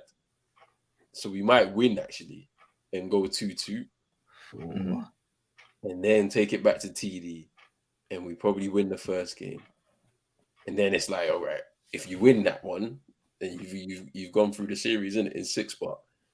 Giannis factor, I can't rule him out, fam. He's crazy, fam. So I say go 7, innit? And then we have to try and finish it off in Milwaukee still. True. Yeah, that's what I'm saying. That if you think it's going to go to 7 and you think you can finish it off in Milwaukee, that Giannis factor, then that'll be big for Celtics. It'll be big. But I think the Suns are going to win this thing overall, though. If they don't, it's a travesty. Yeah, right. Best regular season, true, in franchise history. Coming off a season where you lost in the finals, revenge year. Hey, yo, I just want to see my guy CP win a ring, man. Yeah, of course. That's it. Right? I just want to see him win that ring. So, true. Oh man, interesting though. Like, you see, man, like Giannis, them man, JT, Jaylen Brown, all them man, they have years on them, bro. They don't need to win now. Giannis has a ring already, man. Just share it out with the man, them. You know what I mean? You get me, like, oh man. Yeah, CP is like what 37 now. Yeah, so he's got time. He ain't got time left in it. So he ain't no spring chicken. A couple years ago, they were trying to blackball him, fam. Just me. Devin Booker with a ring, man. Could you? Hey. Yeah, he needs that ring, fam. And he's good. Yeah, CP3 is like one of my favorite players, fam. I can't lie, fam. Yeah. Did you see when people were trying to say who were they trying to say was better than him? One of the players from like the olden days, and JD Riddle was like, "Oh, he played with like plumbers and that." Hey, nah, I can't lie. Back in them days, yeah, there were some plumbers still, fam. There were plumbers playing in the NBA, fam. Man. Before the 3-point line and all them things there, they were just running in the paint. Mad thing. Yeah, yeah, they were good, man. LA Clippers, CP3, Blake Griffin, but just bottle job. Yeah, man. Blake Griffin, man. The Blake Griffin's the biggest travesty to me, man, because he had that good year in Detroit, yeah, where he looked like he was becoming a more versatile player. Got injured, then wanted to leave. I think it was the buyout situation, innit? Yeah. And then whenever you enter that buyout market, bro, you know what happens to players that in that stage. Yeah. You're simply just a ring chaser. You're one of them guys, innit? You're finished. You're done, fam. And this is what's happened. Like, he moved to Brooklyn. To be honest, last season, yeah, he did a few, like, bro, when he came back for his first game, he was moving mad, yeah. They was like, he can't dunk anymore, yeah. And then I seen him like pull off 2 dunks in the same game. I was like, what? That's bad, fam. Too funny. But even when Brooklyn made him play, bro, he displayed what they needed. He gave them what they needed at the time. Shot making, that tenacity on the defensive end. I don't know why he wasn't in the rotation. Now, obviously, you do understand the kind of weaknesses that could be there. But at the same time, bro, you got a veteran there that's raring to go. You got to warm him up from early, like especially towards the end of the regular season. Obviously, they didn't have a lot of leverage to play with because they were just about got into the playing. But you got to give guys a chance, and I felt like that's where Steve Nash kind of went wrong, because I was even shocked that LaMarcus Aldridge didn't get a lot of minutes in the playoffs. Those veteran leaders who have been in those situations can make shots, kind of give you momentum on both sides of the floor. You know what was interesting? Because obviously, like, I hear what you're saying about LaMarcus Aldridge, but literally, didn't he just come back from the heart problem? Yeah, like, and obviously he retired, so it's like you don't even know like where he's at physically, like to say, all right, we got to put him in to the rotation like as regularly as possible, innit? So it's true. Still, it's true. But because I don't, and then obviously we were seeing a lot of Nick Claxton as well, and it's like, yeah, he's gonna be a free agent, I believe, coming up as well. Yeah. But like, yeah, like they were putting him in, and it's like, fam, he's not really at the level that you need, innit? So it's like to play at center. So it's all mad. But that team, like, they made a lot of errors, man, with that James Harden trade. I felt like I felt like at the time they shouldn't have traded for him because they gave up a lot of depth as it was. And then you're giving up even more to kind of bank yourself on winning with, all right, KD's won a championship, but in a stacked team. Kyrie Irving, he won a championship as a second starter to LeBron, and you all know about his injury history with KD. And then James Harden, well, he's been there, but his season where he came closest, I would say probably CP3 was the better player on that team that year. Yeah. And CP3 got injured and they fell off a cliff. And James Harden was never able to prove that he can contribute to get into a championship as the number one option. Yeah. And he's had his fair share of injuries. So it's like to put all your faith on that big three, even with what happened to Kyrie, even if it didn't happen, it was still a massive risk. Yeah, because obviously there was a lack of coaching from Steve Nash in it, like, because they were saying, "Oh, we don't need a coach." Like, yeah, you do, fam, because who's gonna be running defense for you, fam? It's just all open, fam. It's mad. These man thought they could win games on just ISO ball alone. Trust me, it's mad. It's true, and you wouldn't say these players, any of them are elite defenders either. So they're good defenders, some of them, but not elite. If anything, KD's overrated defensively. Yeah, he definitely is, bro. Yeah. His height and reach is what helps him. Apart from that, I think, I agree. They said, "What about Bruno Brick? He needs a ring. Will he get it?" Nope. That's funny, bro. Man said Bruno. I put some respect on Westbrook's name. Bruno. Don't be coming for my OKC guys like that, man. Come on. Hey, don't even put the name Bruno in the same stratosphere as Westbrook, bro. They're gonna have to do something about that though, the Lakers, I swear. Because that situation is mad. The AD one is mad for me. He's the one that's disappointing me the most, bro. I can't lie. You know what I've seen, yeah, and I maybe jumped to conclusions too early, bro. But he's not gonna be your franchise player. He's always gonna be a number 2 or a number 3, bro. Yeah. In a championship winning team, I agree. Mm-hmm. Yeah. He don't have the fitness to stay to be that durable guy over an 82 game season, and he just ain't aggressive enough. You know them man where when it gets to a certain time in the game, they're gonna take over. Like CP3 in the fourth quarter, bro. It doesn't matter if he's trying to play make in the first few quarters. In the fourth quarter, he's gonna go and find his shot. He's gonna find his guys, and he's gonna take over and win you the game. AD don't do that. I watched games with him in the regular season, and especially when he had to go one-on-one matchups with man like Giannis and that. Yeah, he didn't want it with him. Every single opportunity, if he was driving down the lane, getting into the paint, he didn't want it with him, fam. He's like, nah, you can go around me. Like, it's just like, fam, like, I'm disappointed in him. I'm disappointed in him because the amount of money invested in that contract to bring him, I was like, yo, you got to do more. When LeBron's not there, you've got to step up, bruv, and he's not done that at all. So they're gonna have to figure out that situation, boy. Yeah, and you'd expected with AD that with that team that they have, without LeBron, you should be doing something at least. He's easily a playoff team. Easily, you'd have thought initially when AD came in. Yeah, so they go out round 1 last season after getting in last minute in the playoffs against the Warriors. Yeah, and then they don't even make the play in this year. Right? It's mad. You see, and I'll always go back to the season where the Lakers got knocked out by the Suns in the first round. They made some crucial errors and overreacted that off season in terms of not giving Caruso his paycheck.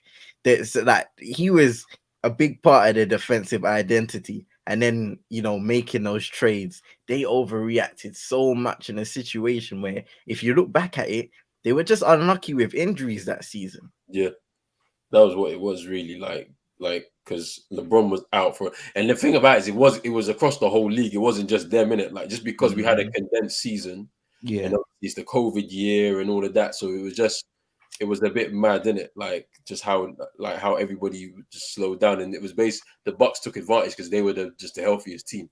Basically, they could put out a starting 5 that was the same, like, pretty much week in, week out, in it. So it's all mad. The way the trades were very confusing. The last 2 years that they've been doing stuff off season has been very, very confusing. I haven't understood it. Like, Montrezl Harrell went over there from the Clippers, which was confusing as hell.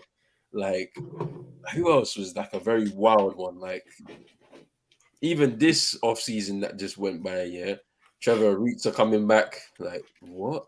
Like, man, what? Like, don't even make sense. Like, yeah, I don't know what they're gonna do. LeBron's got to stay out of that front office, man. Yeah, and you can tell he's the GM is always in there, man. Look at the age profile of these man that are coming in. He needs to just stay out of it, fam. And the thing about it is the fact that they all came in, how come they weren't part of the starting 5? Bruv, I would have just played all of them, bruv. I wouldn't have had man sitting on the bench. I would have just played them all, fam. If that's what you brought them all there for. It's true. The experience alone could help you, but nah. Seeing man like Malik Monk and Kent Bazemore just taking up starting spots, I was like, yo, what's going on here? Yeah, you got to start the older man for sure. He was even wild. We even saw Isaiah Thomas here come through on a little. Oh, I was like, nah, this is mad, fam. He come through on a little 10-day. Nah, it's mad. It's mad. IT, man. I know, the IT is a bit sad, isn't it? Like, how it's all kind of ended for him. Bro, that's one of them ones where you emotionally connect with that brother's story, fam. His sister passed away, unfortunately, fam. Dropped 50, and then after the playoffs, man, got turfed off, bro. Turfed off, man. Danny Ainge is a waste, man. Trust me, bro. He's a waste, man, bro. It's all mad, bro. Second half, come on, Warriors. 70% field goal percentage, man. Crazy. But to think the score is that close, still the Grizzlies are in it. Trust me. Hey, yo, Mandem, I need you to talk to me.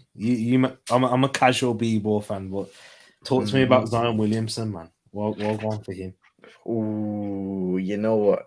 Wait. You want to go on this one, Roland? Or... Nah, you can go, fam. Because like I got my opinion on it still. Like it's interesting. I can't lie to you, fam. You know what? He's already become one of them polarizing characters, isn't it? Because I think right now he, especially towards the end of the season, and I'll kind of explain it more. He's trying to mend his relationship with New Orleans because he hasn't really been in contact with his teammates or been saying much to the media. And then there's been issues of him being overweight and not really controlling his weight, which is contributing to him being injured more.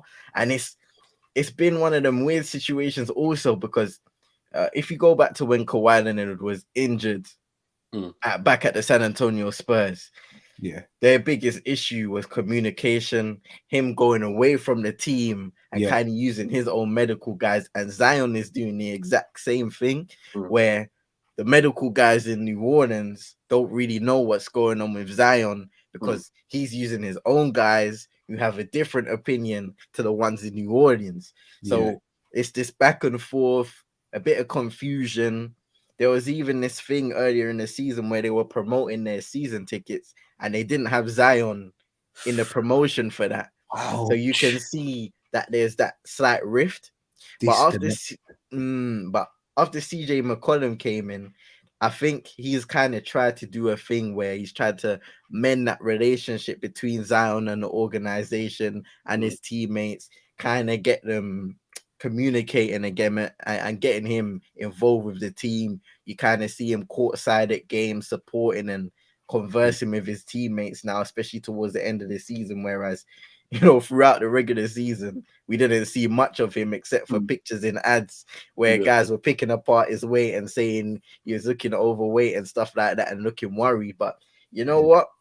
Next season is a big season for Zion because it could either go one or two ways. It could go well and he's happy in New Orleans, everything's going well, or it could go bad and then all of a sudden they're in a position where they have to appease to their star or potential superstar, and then all of a sudden the team's getting broken up into many pieces. Maybe Brandon Ingram gets traded and stuff like that, and maybe they trade away some of their young guns. So he's already become one of them polarizing characters in the league. He's a dominant player, no doubt. A lot of improvements to make on his side, and the biggest worry is fitness. Can he stay fit? See, Clay just hit that 15-point lead for the Warriors now. Biggest lead in the game. That's interesting to hear as well, CM, because like I haven't really been, as I said, I ain't been really following it during the regular season, but I've just been hearing a lot of bits about Zion and it's not working well, which I thought was a bit of a shock, given like how all the hype and that was coming when he first got drafted. And I thought he looked overweight anyway to be a basketball player, and especially with how his game is, very physical, driving to the basket. But it's not going well from that point of view. It makes sense, man. What's your thoughts, Roland? I thought, like, what, before I like kind of really like delve deep into the injury issues, right? I thought he was actually looking for a trade. I actually was like seriously thinking he was considering it, like, because I feel like he felt that for his stature as a player, like he was feeling, I could actually work in a bigger market than New Orleans. But then when I started hearing about the actual injuries, because like there was reports where we didn't know he was injured, we just saw he was just missing in action. Like that's what there was this MIA in it. Like so I was like, right, okay, so then he's looking for a trade. The deadline's coming up. Is he trying to make some moves? And then I heard about the injuries with his foot and all of that, and I was like, okay, so he's actually really injured. He's just trying to focus on recovery and all of this. So, I mean, it looks like obviously contract's about to, or it's getting close to running down. He's got to re-sign, obviously. Yeah. So I think he's going to do that. And then, yeah, it's about what happens next season. Comes back fit and healthy, and let's see what he can do. Like they've got McCollum now in the team, and then BI, is doing really well. Yeah. So we'll see how it goes. He just needs to focus on his basketball though. Like he needs to just focus on his game, because like you've seen in the NBA how players come through with a lot of hype, and they get lost in the sauce, and then career done. So, yeah, because he man's uncovering like 2K and them thing there before I really seen a man put a ball in the basket. Trust me. I think he was the youngest player to ever be on 2K's cover or something like that. Yeah, ridiculous. But you see, what's it called? Tariq. Did you see him in college? Oh yeah.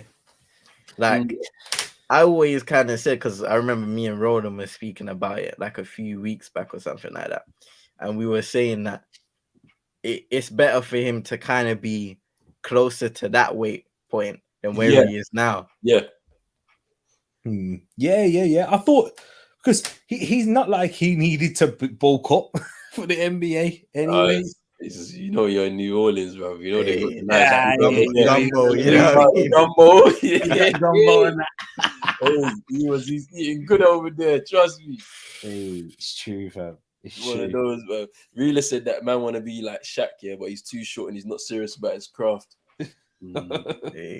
We'll see everything about him when we come back for next season. Well, how serious he really is. True, man. He's in the home of Popeyes, isn't it? You know what I mean? Hey, he's there eating, fam. And he's got the endorsement though, so he's got them free buckets every time he walks in. The wrong buckets he's been interested in. You know what I mean? Man, Andrew 17 points. Ooh. Hey, this game's looking dangerous. The Grizz. It's getting away from him. It's a grind city, fam. This is grind. Hey, you got to grind this one out still. Trust me. Yo, bro, might be a 20-point lead soon. Zion's moving that lead. Bro. Yeah, he's another one still. Yeah. I was part of that. Them like the people who gave him a lot of sympathy after he got that double leg break. Yeah. I was feeling sorry for him, innit? And I didn't notice how many years I was giving neutral sympathy. But after that, go on, bro. I can understand it though, because when you got like that type of body type, like it's difficult to really come back. It's from when even if like Zion's case, when you're having injuries and that, when you got that sort of body type, you have to work even harder, and it's going to take you longer to get back to your peak ability in that way. So I can hear that, but carry on. What was you saying? Like, what was it that kind of made you stop giving him that time and sympathy? He had that season where he was Gilberto Carlos in it, and everyone was guessing him, and then the World Cup and all them things. and then he came back, and it was just lackadaisical settings, fam. Like, and I don't know, man. Something about this season just made my head click in a different way, where I just started thinking about different things, different aspects of the football club, the way I approach these players. You know what I mean? Just certain biases, certain types of favoritism. I find it so hard, like Man United, because like a lot of players, I know people don't rate Shaw and Rashford and even Maguire and them, man. Yeah, but the level this season, the drop off is ridiculous, and it's definitely more mentally than it is than their actual ability. So it's hard to really say, okay, now this player's like really bad and really trash. I was done with Luke Shaw when everybody was saying that Mourinho was bullying him, bro. I was like, this is how I know, football has changed, man, because a manager who's trying to motivate his player, no matter how he's trying to do it, like there's a reason why he's doing it, because you're here at work, you're not performing to the standard that you need to be performing at. Yeah. And there's people, yeah, that are there's people that are paying good money week in, week out, yeah, to come and watch people. You need to be performing at a level, fam. So, like, I mean, look, the leg break happened, fine. I think it's you can recover physically, but it's a mental side to it that needs to be kind of recovered as well. Yeah. And that's why, like, I blame the club because they have a duty of care to these players. They're your employees at the end of the day. If you don't have psychiatrists in there to kind of help them from the mental side, boy, then we're gonna fail every single time. So, and this is what's so interesting. Apparently, Ten Hag is one of his first appointments is a psychiatrist. Oh, really? So that means we haven't had one, or if we did have one, it wasn't a good one. You get me? So it's all mad. Mad thing. It's mad. Is that Chino in there? Yeah, Chino's here, fam. In Odessa. Virgin Media out here killing me, bro. Yeah, I have Virgin as well. See, you know my parents, fam. Trust me, man. You know what's mad about Virgin Media? Yeah, their Wi-Fi is calm, innit? But it's so erratic. They'll have spikes out of nowhere. It's just jarring. When it's good, it's amazing. Yeah. You know what I'm saying, bro? Just like Man United, innit? Hey, there you go, man. Inconsistency FC. United ain't been amazing. Is this Chino in here, man? I'm here to banter him. You know what I mean? Like Greg Oden, Chino. Well, what's he? Man, set up FIFA. There's got a FIFA on there. Chino, unmute that mic, my brother. What's up? Yeah. Hey, look at me. What do you need? What? Hey, what? Man's doing daddy duties right now. Oh. It could just smell like shit. Wait, Yo, what? what's up?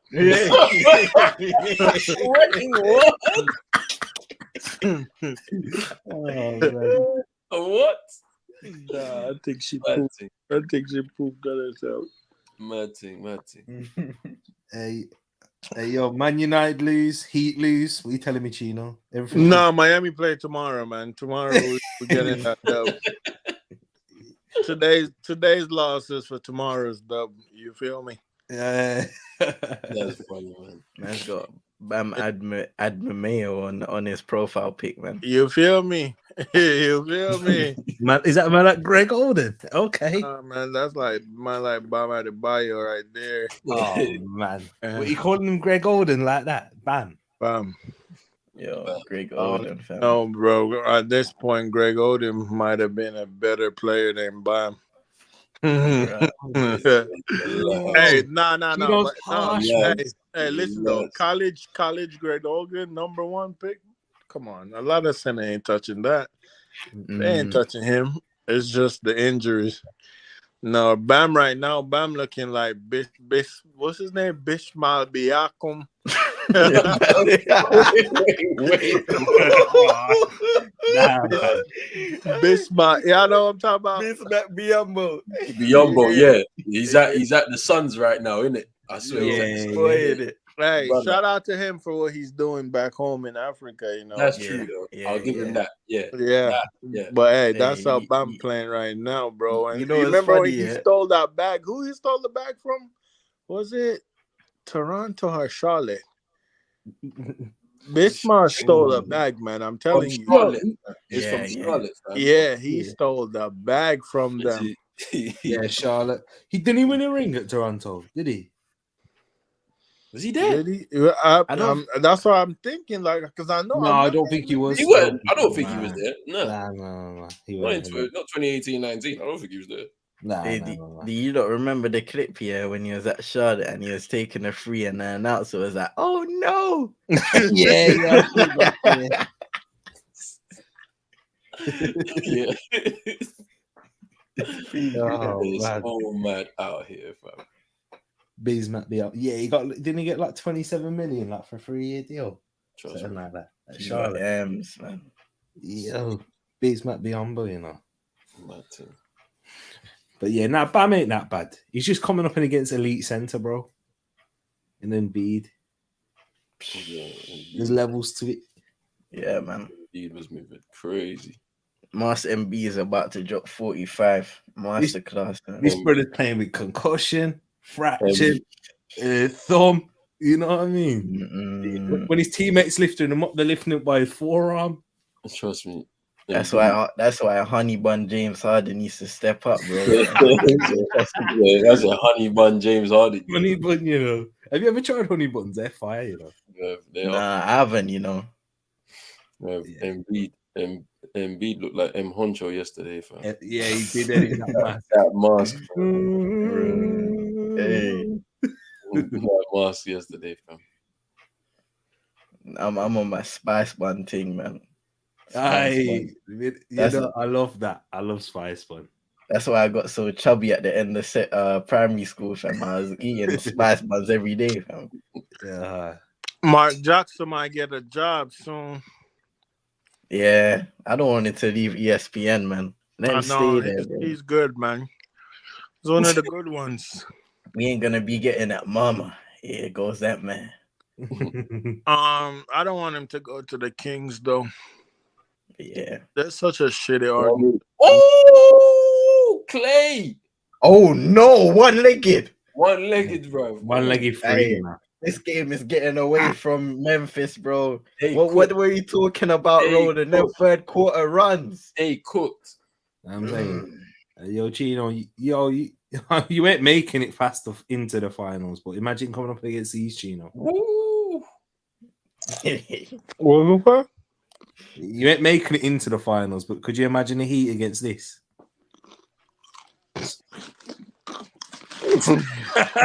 bro, you really think the Warriors is good, bro? Clay. Yes, man. Man hit the little sidestep and then hit it. Warriors is not making it to the finals.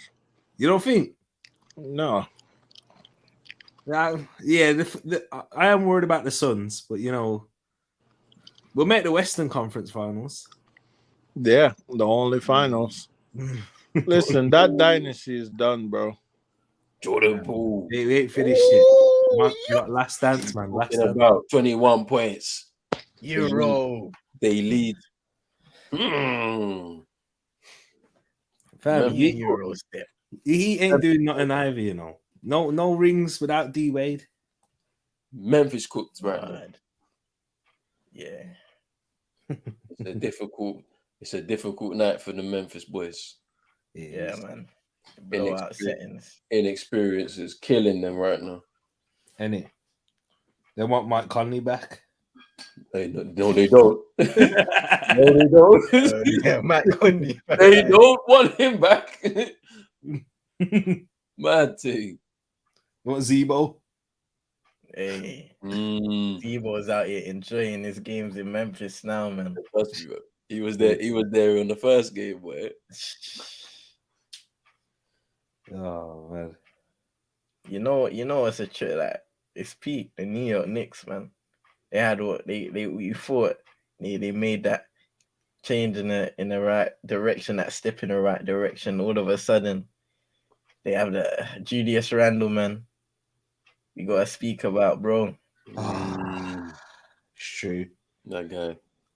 he went back to the Julius Randle that was on the Lakers. Yeah, he's good. He went back to that. It's Pete. Because imagine he had a great 3-point shooting year, was shooting relatively efficiently. Now he's back to shooting 30% from free. That's more mad, bro. I don't know what happened to. What he was he most improved player last season, or was he 6th man of the year last season? I think he was most improved. Most improved last year. Yeah. Man got his bag, bro. Hey. But they traded. When they traded Kristaps, yeah. Because I remember when they drafted him, it was hilarious. Who was it now? Was it Stephen A. Smith? Hey, the New Yorkers, yeah. Them lot are crazy, bro. They were like, "Who the hell is this guy?" Yeah. I was like, "Bro," I was like, "Yo, why are you doing this kid like that?" And then he was proving them wrong until injury. Was it Stephen A. Smith moving mad as well? Bro. Yeah, he was. Had a segment. I'm sure you had a segment on him, bro. Yeah. We've been hoodwinked, bamboozled, led astray, run amok, Hey, I missed the Stephen A. Smith podcast, man. If you know, you know. I didn't even know we had a podcast. Oh man, he used to cuss people off when they pulled up on man. Ja Morant straight to the rim. Yeah, he ain't gonna be enough though, is it? Come on, let's go. You got 26 points tonight though. Yeah, that's mad. 10 of 14. He's got 26 tonight, fam. This is like Luka, boy, on on the maps. Yeah, true. Putting up 30-point games, and the rest of them just trash, bro. Draymond begged for that call, fam. I think he intimidated the referees for that. He almost got a tech. Yeah, he was lucky, bro. Stephen A. In the NBA, man get aggressively profiled, man. Oh yeah, you know the reason why. Bro, Draymond is a dirty player, bro. I mean, ain't no reason why. Man deliberately kicked them two men in their nuts, bro. Come on, Steven Adams. Bro, it's not dirty, but he plays hard, and it looks dirty. Like he plays. Sometimes he got to know when to chill it down, but he doesn't know that because that's just him. He's just high motor. That's who make him who he is. But some players are very reckless. I think Boogie gets the aggressively profiled though. Hey, he used to, Boogie, yeah. Yeah. They blackballed Boogie, man. After he got injured in New Orleans, After that George Karl thing. Yo, the vendetta goes on, man. We're speaking about agendas. Listen, George Karl must have banged some juice on Boogie. Man. It's getting ridiculous, man. Yeah, man. Crazy to think. What was it? 2016, them times there when he was bullying out in Sacramento.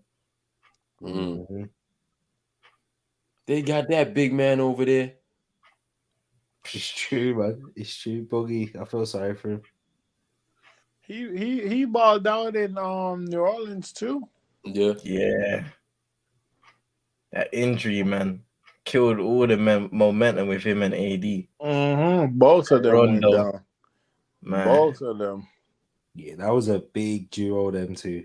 Bro, you can guard them, bro. They were given like 60, at least 60 together every night, bro.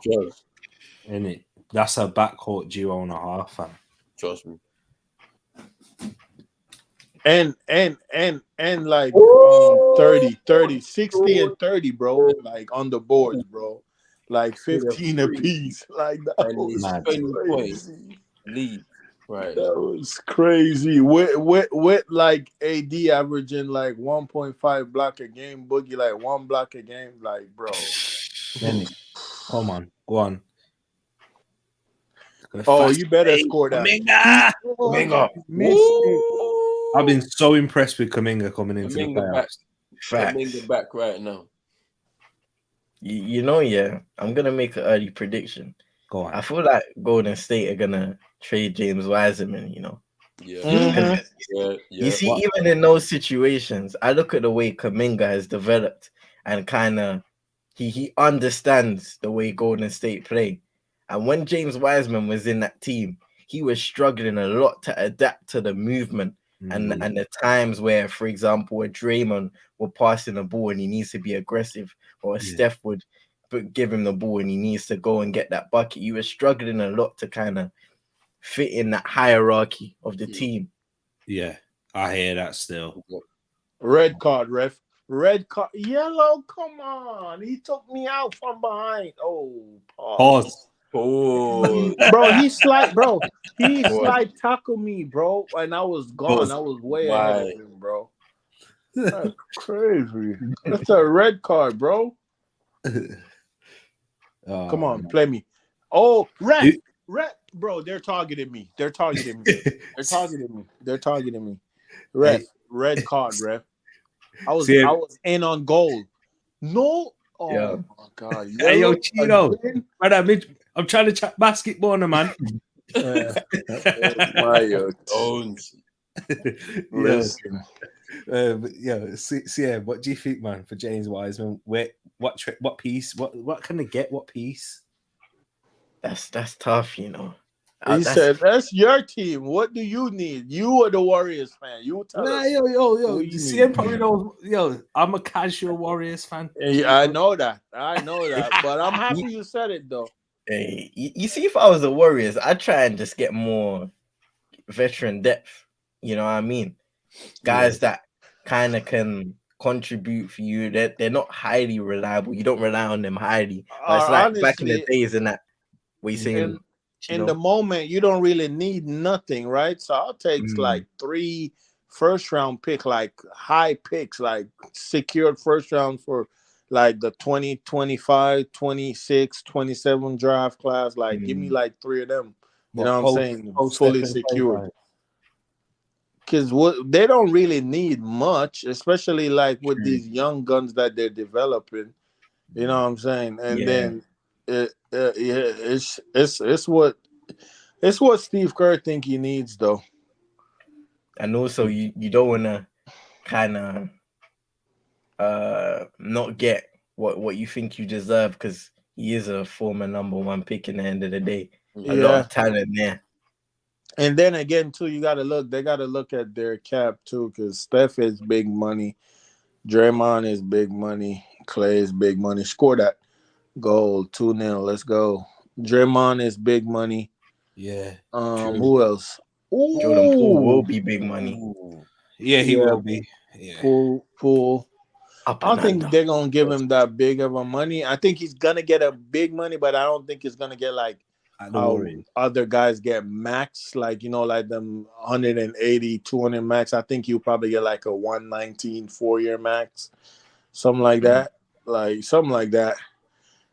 They won't give him like the 200 to those region to what the other guys get. I don't think so, because you got to remember he probably got to do this again next year, and then they probably look like, okay, let's go 170, 180, because last year he was shit. This year he showed that he got better, so they probably say, okay, let me see what you can do next year. Yeah, true. That consistency, you know what I'm saying? You can't just be dropping bags on people nowadays. And because nowadays a lot of these players get in the bags, as soon as they get it, that firepower is gone. You're like, bro, where's that 25 a game you was giving me? You dropping 8 now? It happens a lot in basketball, unfortunately. A lot, bro. Why do you think Philly fans hate Tobias, bro? Tobias on big money, A lot of people don't know that. Like casual, they wouldn't know that. But if you really know in deep in it, Tobias is on max player money, bro. Yeah. He ain't worth it. That's why the Clippers traded him. They were like, bro, we are not giving you no max, bro. You can get out of here. Steph off the rim. Hey, y'all see the Clippers though? The Hoop Central dropped it. Y'all see that lineup that when they get healthy next year? Yeah, I seen it. Trash. They're looking good. I can't lie. Trash. Trash. What's the lineup? He said trash. What's it looking like, Chino? They got Kawhi. Kawhi is Kawhi. PG.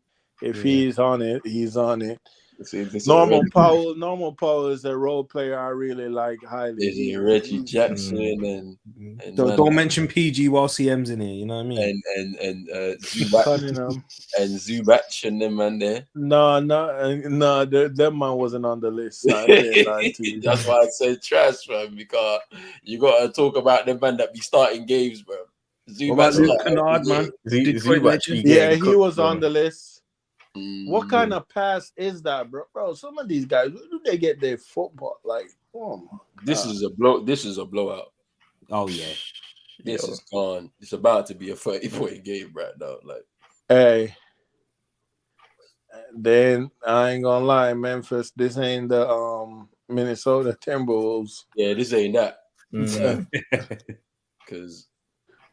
the Timberwolves blew leads in every single game, literally, of that series. Facts. Big up Reedus in the chat, by the way. Yo, big up Reedus still. Yo, what's really saying? Let's see what's he saying. Really, is a waste man Knicks fan, bro.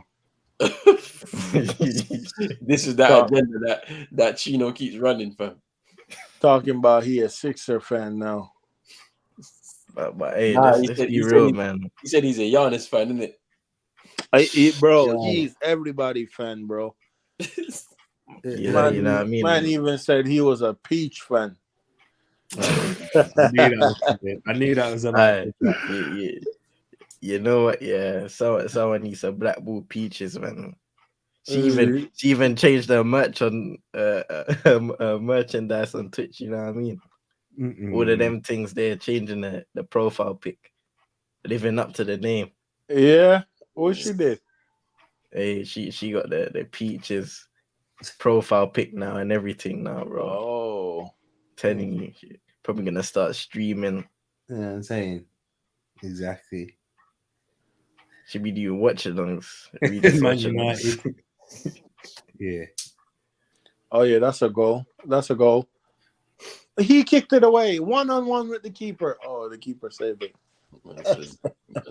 This agenda. That's the New York Knicks agenda, boy. That's hilarious.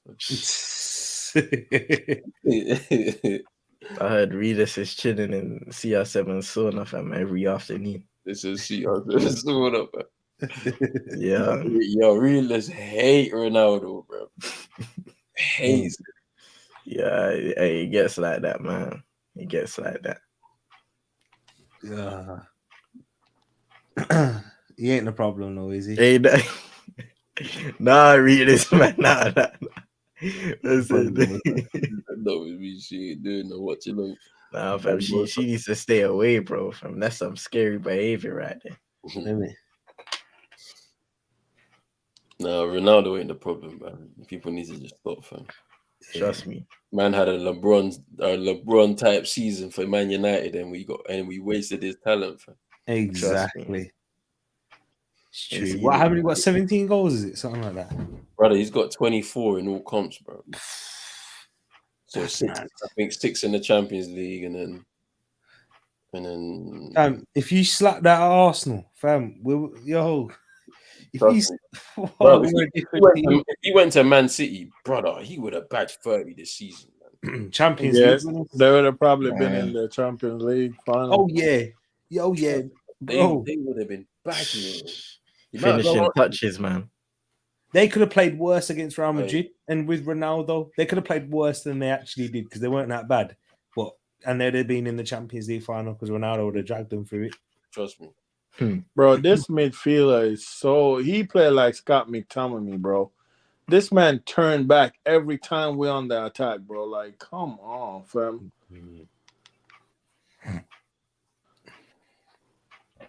But what do you think he's there next season? Yeah, I think he stays.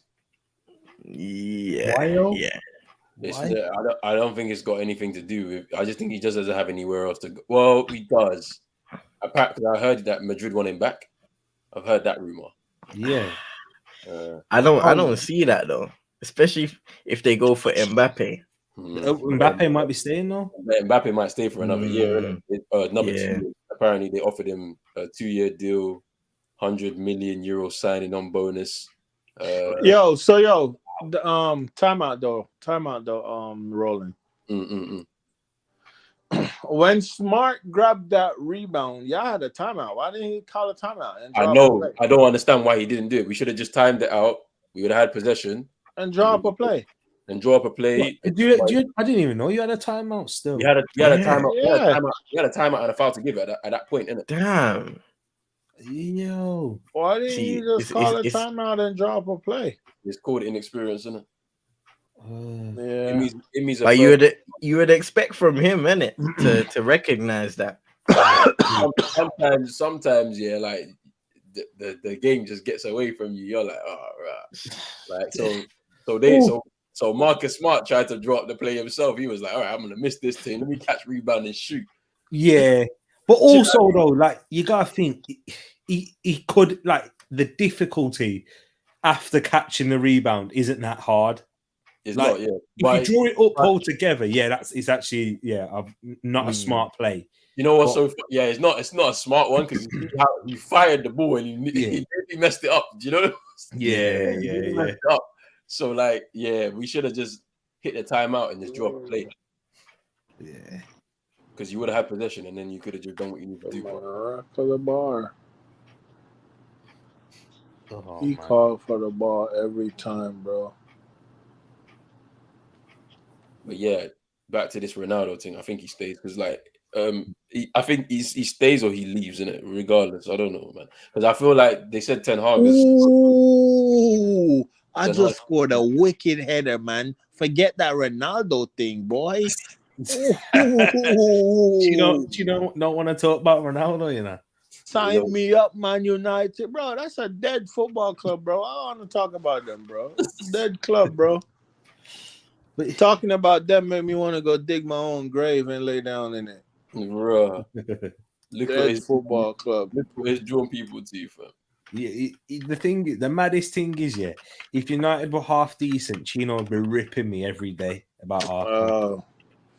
You know it. I ain't gonna lie and shy away from it. Why? Then what's the purpose of being a sports fan? It's true, fam. If you're not gonna banter other people, you know what I'm saying? That's what makes sports a beautiful thing. It's like those debates, arguments, those friendly debates, arguments, and just laughing at people. Like much as Man City been winning.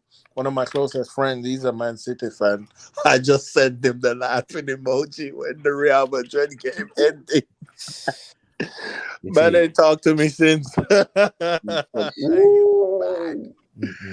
Nah, bro. Man United. Hey, sad. Slow mo. Yeah. Hey, realist. The reason why I feel like he stays is either he has no options, which is surprising to say it. Because he's Ronaldo in it, but no feasible options to go to because there's just squad space that he's just going to be taking up from another player. Yeah, he's also getting paid a lot of money too, and I feel like he's the only player in the team that doesn't have a clause in his contract that if we finish out the Champions League, he gets a pay cut. His money stays the same, so he'd rather. So so it's interesting there, and that's why I don't think there's anything to do with the club. He knows the club's in the mess. We know this. I think everybody knows this, isn't it? So. Yeah, I think he stays. I think Ten Hag would probably want somebody like that in the dressing room because it's standards. Yeah, it will uphold some level of standards because obviously we are losing a lot of experience too in the summer with the likes of Matic and Mata. Those are true pros in it. They're old school in it. They come from a different era and time in it, in football. So, that was good, bro. Did you see that from Jar? Yeah, I've seen that, and then that one off. Yeah, it's good to see GP2 in the building though. But yeah, his wages matter. Yeah, the wages. That's the thing. It's there's only a few clubs that can afford it. That's probably City and PSG. JP, screaming to the crowd. Team light skinners really says. Mazarine, hey, realist, tell me how this message is, bro. It's just a demo for Monday, man. No way. Just let me know. Really so Monday, yeah, man. Just let me know if I need to add any more words. You know what I mean? You already know, Man United get put on the back. It's all right, man. I can chat to Morad about Chelsea. At least Morad's in the mud now. You know what I mean? Bro, Morad needs it, fam. He's been chatting so much about Arsenal. He needs it. Hey. Yeah, man. I've had my fun with Man United. That's why I'm not going at Chino too much. You know what I mean, I've had my fun. Hey. Big up, man, Ferbs. It's not nice to be the wounded lion, man. Come on, man. Hey, yo, you need it, man. You deserve it. I was the wounded lion for plenty last season, bro. Yeah, you know what's mad? I'm gonna let you finish, like Kanye said. I'm gonna let you finish. He said to Taylor, I'm gonna let you finish, but Beyonce deserved that. I'm gonna let you finish, but you're gonna be shit again next year. So It's yeah. Yo, It's okay. We'll see, my brother. It's okay. Oh, you might think Yo, it's saying no. hey, Champions League 4th place finish. Won't even make it to Europa League. 4th place finish in the Champions League group stage. Mm-hmm. What pot would Arsenal be in though? Would it be 2? Pot 2 or 3. Pot 2 or 3, fair enough. Yeah. So if you're in pot 3, it's peak. If you're in pot 2, I don't know, man. We might get one of them, Portos in pot 1 and that. And they will slap you. Nah, fam. Chino, Bayern Munich settings, bro. 7-1. You have a pot 3, and then you got because are they reverting to type like how it used to be in the pot? So is it champions in pot 1? I don't actually know. Because if it's champions in pot 1, that's where it's peaking it because if we're talking, obviously you can't play in the English teams. So give me Inter Milan, fam. I'll take them. So you got Inter winning the league. It'd be AC in it. No, give me AC at Inter. I don't mind.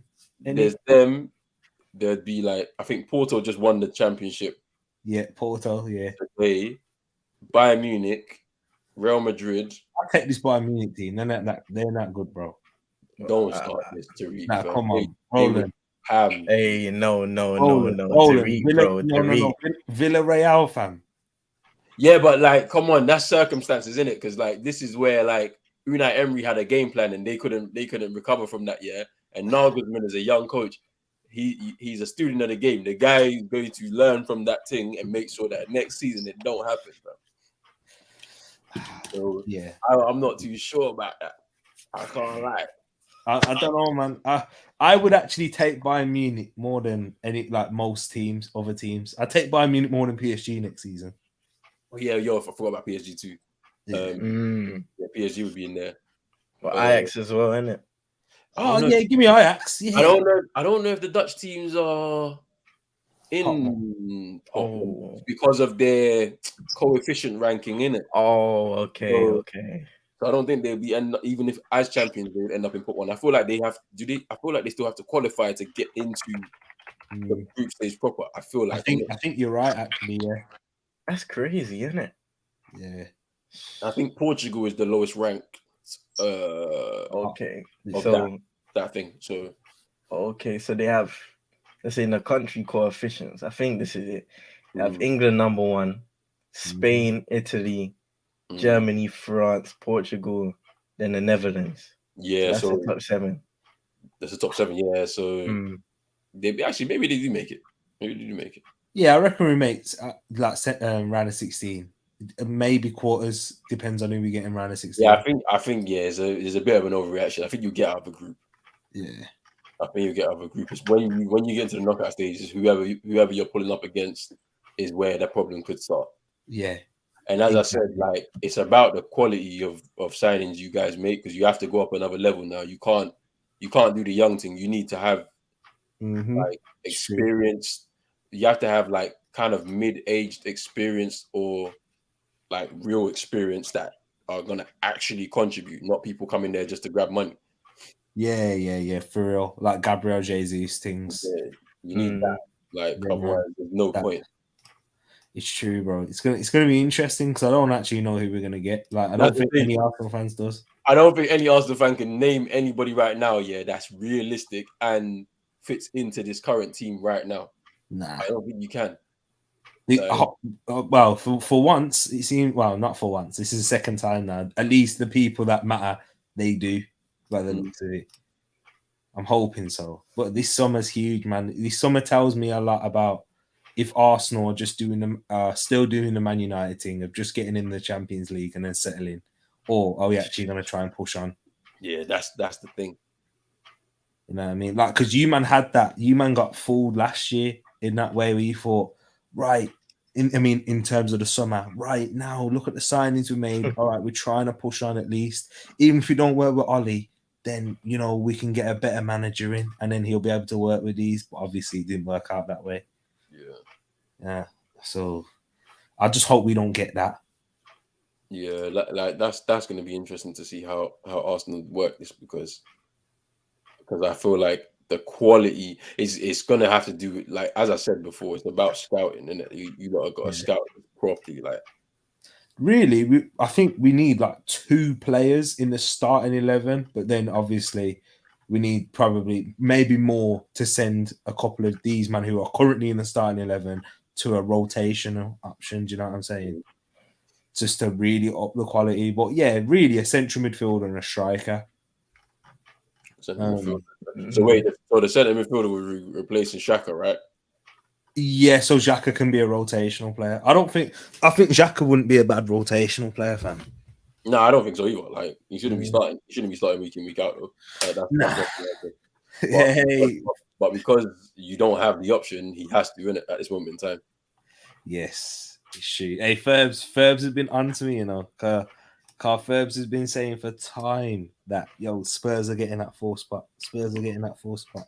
Hey, look, Arsenal need to win tomorrow against Leeds, yeah. Which it's a tough one because Leeds are in trouble at the relegation, so they got something to fight for. They're not coming on no holiday thing, innit? So I think you win it, but it's gonna be a very difficult game all around. Or Leeds either lie down from the beginning and you guys have a quick start and then kill them. Yeah. If you don't, that game on Thursday is so crucial. That Spurs is so crucial. Like, trust me, mad. Whew. For real. Hey, Ferbs has got a point here, you know. Hey, but that we had a stadium. We had a stadium that we had to pay for. Yeah, you man had what you man have to pay for. Yeah, we have to pay for the Glazers' debts. You man need to pay for that stadium, that roof. You know what I'm saying? That leaking thing. Hey, the Glazers gave us debts, man. They gave us their debts. The thing about it is that's the Arsenal thing. Yeah, we said it, but now that's us, bro. Trust me, we are scraping and struggling to get top 4 now. Even we've declined so much. It's mad. Like it's all mad. But yeah, it's definitely the Arsenal thing. It's definitely the Arsenal thing, but Arsenal were never like on the same level, like in terms of finances or anything, fam. So true. They've had the reason why they declined was because like they were selling their best players like literally every year, like since 2005. Exactly. They moved to a new stadium. They never were replacing those players that were leaving with the same level of quality. And then they just kind of got caught in a little trap, in it. Like it's mad, like. That's it, bro. That's it. Because we were trying to, we want to get to your finances, and the only way we could get to that is by having a 60,000 stadium. Yeah, building the commercial side of it. Yeah, I feel like our commercial games really improving. Yeah, that's the thing. It's improved a lot. Like when you see like with the whole Adidas partnership and all of these little amount of merch we're dropping and that. Yeah, and all of that stuff. So they're getting that right, but then. It's the team, innit? Like they got to get the on the field stuff. Of course, right? That's what matters at the end of the day for us fans. Hey, T, let me ask you this, yeah. Yes, my brother. Why is it that, for example, Arsenal fans they hated like the likes of Sammy and Nasri and Van Persie for moving on, even though at the time, I think Van Persie explained it. One of the main reasons why is because the ambitions of the club weren't really progressing at that time. So why is it that they had such a problem with the likes of Nasri and Van Persie moving on? I feel like a lot of it is it definitely is emotional when you're looking at it, but the players where they've gone to within the league, you know, you want a little bit of loyalty for that reason. It's rivals and it's teams that, you know, Arsenal fans and the club that are telling us that the level who we're trying to compete with, and they're going to them places. It's like, you know, Van Persie, Arsenal, we blame him when really we could have we sold to Man United because they were the highest bidder at that point. Whereas he wanted to go, he was happy to go to Juventus and go out of the country to win a title. It's our fault. And obviously, in hindsight, you can say it now because as fans, at that point in time, we was always like, all right, maybe next year we won't sell our best player and try and kick on and build. Maybe this is the season. And then it felt like, they're the ones that are leaving us. You know, like the hatred towards Fabregas when he said, like, and it's probably not too dissimilar now. Fabregas said there's too much pressure on these young players. But this is while Fabregas was there. Too much pressure on these young players to succeed, and that's probably similar to what we're in now. Like, So this is the problem though, Tariq. So basically, with your young side, if the level of quality is not added to that squad, where the young players that you're in your team can also learn off of those quality players that are experienced, right? Yeah, you're gonna end up in a situation where in a few years, Arsenal fans will do what they were doing back in the day, where it's a young team, but they keep getting older and older, and they're not improving. Very true. You're just stuck stagnant in the hole. This is why it's so crucial that this summer, you sign the quality. That's the most important thing now. It's very, very true, Roland, and that's it, because we have seen this. We've been at this point plenty of times. Fabregas and Nasri, when they were there, with the Saka and Emile Smith roles, if they even get to Fabregas and Nasri's level, then I'll be happy. But like, if they're going to stay at the Arsenal, we're going to improve. We need to sign players. Yeah, it's so true, bro. This summer is more crucial than any other one that we've had. Like, this is and for you guys, this summer's big, but it's not your biggest. It's I think it's a show and prove thing though. Now for us, we're like, you guys are making structural changes. You're talking about footballing structure now and all of this. All right, let's see how it actually works then. Because I don't want to see, as I told you, I don't want to see every day of the transfer window 20 links from all these different journalists about players that we're supposed to be signing. Then everybody says everything like, oh, it's agreed. We don't hear nothing for like 20 days, 30 days. Then all of a sudden, there's a mad rush at the end of the window. We're signing bare players. Like, nah, I don't want to see none of that, man. If that happens, then I'm sorry to you kiss Ten Hag goodbye, because you can say it already. If he's not getting players that he's asking for, then we can already say his spell at the club is finished from the beginning. And do you know, I was listening to this thing the other day, and it was made an interesting point. Going back to where before Christopher Nkunku moved to Leipzig, there was an opportunity to go get him at a cheaper price. Manchester United, it seems like, because of their lack of scouting and conviction within their scouting department, they fear trying to get those unproven players. So even Jadon Sancho in that situation, it's almost like you wait a season to see what he can truly do in the Bundesliga, and then you press the trigger when the price is skyrocketed. You need to go and have not just confidence in your scouting department, which means you need to go to games and be scouting players for that 1 to 2 years to make sure that they will fit that system. But you also have to have confidence within your coach and stuff to say, listen, if we get this player, he's not going to be the finished article now, but by the time our coaches deal with them, he's going to be that finished article and that player that's going to gel perfectly into the team and the system. For real, man. That's the same market for us, isn't it? We need to be now.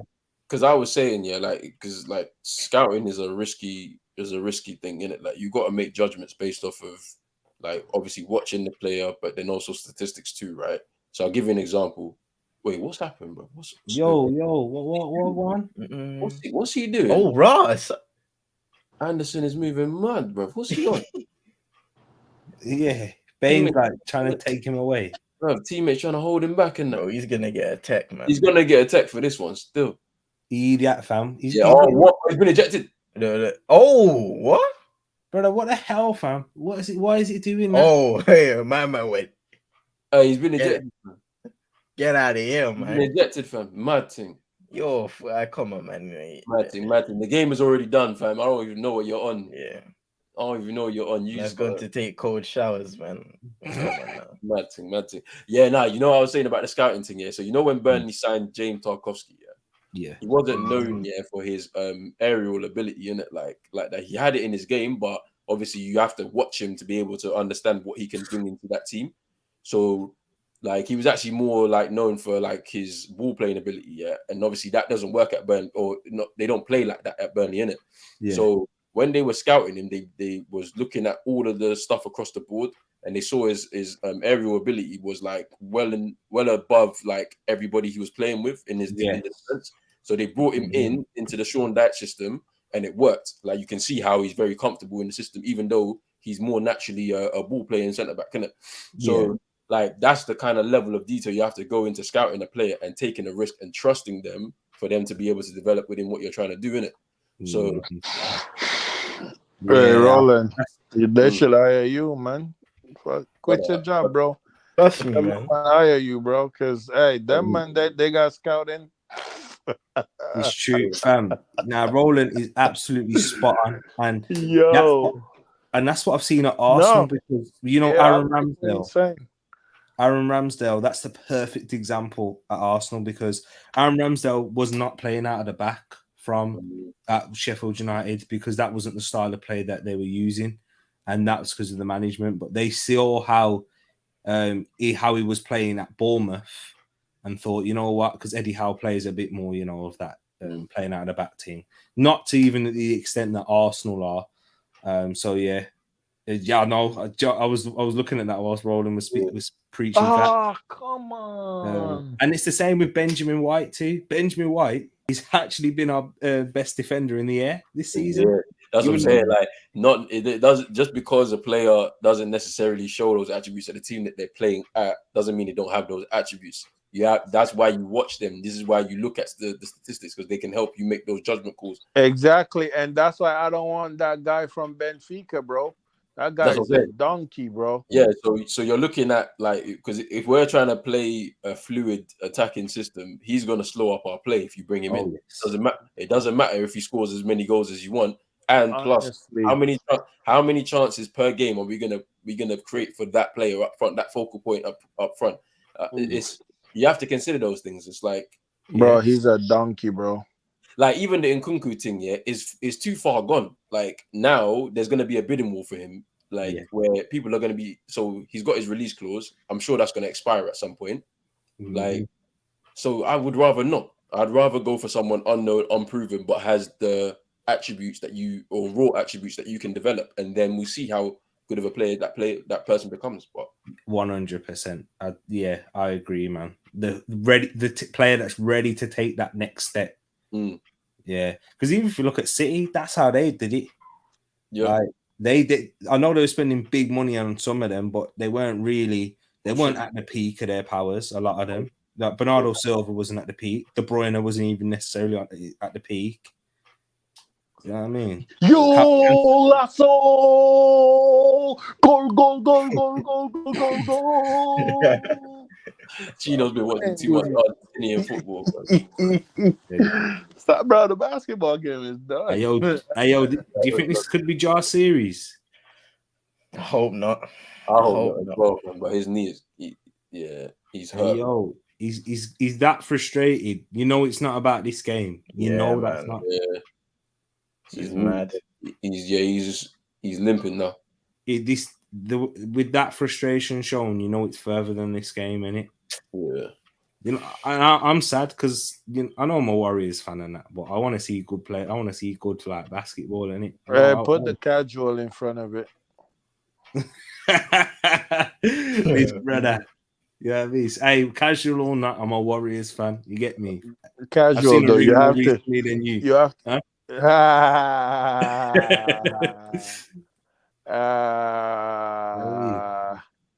This guy, you have way more star power than I did.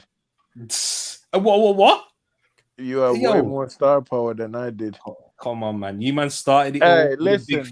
You can't be killing me, bro. Okay, after other than Ray Allen, right? After LeBron, Bosh, and Wade, name the rest, bro. After Steph, Clay, and Draymond, bro. Come on, the 1 year you had Bogut, Andrew Bogut, who was at the peak of his career at the time. Don't say Bogut was trash. Harrison Barnes. I would love Harrison Barnes in Miami, bro.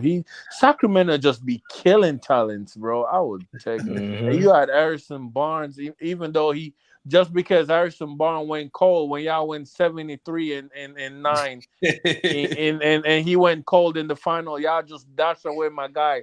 Like, Harrison Barnes is trash. And ever since then, that's when I started losing love for Golden State. I rate Harrison Barnes highly. Harrison is a hooper, bro. Y'all did him dirty for that little bitch from OKC who choked in the conference final 3 times, 3-1, bro. And Russ gave my man the ball, bro. One game he did some stupid thing. Another game he fouled out. And then I know 3 times he had the chance to close it out, but people blame Russ, bro.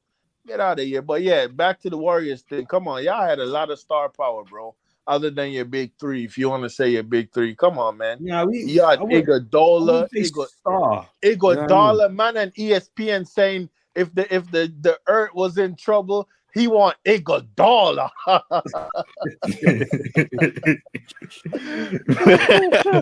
said if the fate of the earth was on the line, bro, I'm taking Iggy over. David Lee was all right as well. Don't forget, David Lee was decent.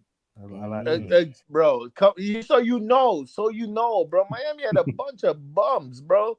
Come on, man. Mario Chalmers, Norris Cole, Birdman, bro. Come on, bro.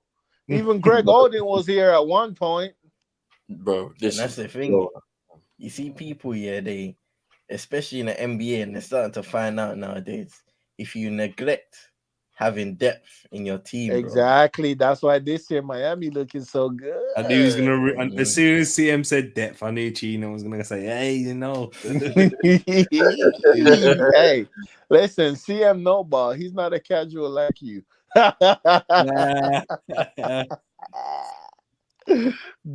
yo, Mike Miller went bad though. Who? Mike Miller. Oh no, the white boy can shoot. Yeah, he can shoot, boy. Hey, Mike Miller hit that shot with one shoes on, boy. I was like, yeah, in the finals too, bro. And then you also got to remember who he was coming up against as well. He was coming up against Spurs, weren't you? So yeah, they didn't have stars like that. They just played functional basketball. The Spurs didn't have stars. No, wait. They had stars. Yo, listen, bro. It's okay because right now you're showing me a casual card. Like, no, they had stars. Casual. Like, come on, man. Manu Ginobili was a star. Tim Duncan was a superstar. Tony Parker was a star.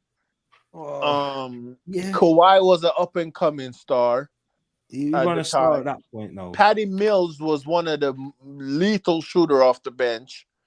Come on, man. What are you saying, bro? Hey, what are you saying? You're not taking away from Dwayne Wade, a franchise player. Bro, his knee was bummy, bro. Wade's knees was done, fam. And then LeBron, who's one of the GOATs of the game. No, I'm not saying. No, listen, I'm not saying our team wasn't stacked. I'm just saying when that man come out the game, we could not keep a lead, bro. And you're talking about Paddy Mills. What about Ray Allen, fam? Off the bench? Hey. You know what I mean? What the second greatest 3-point shooter of all time?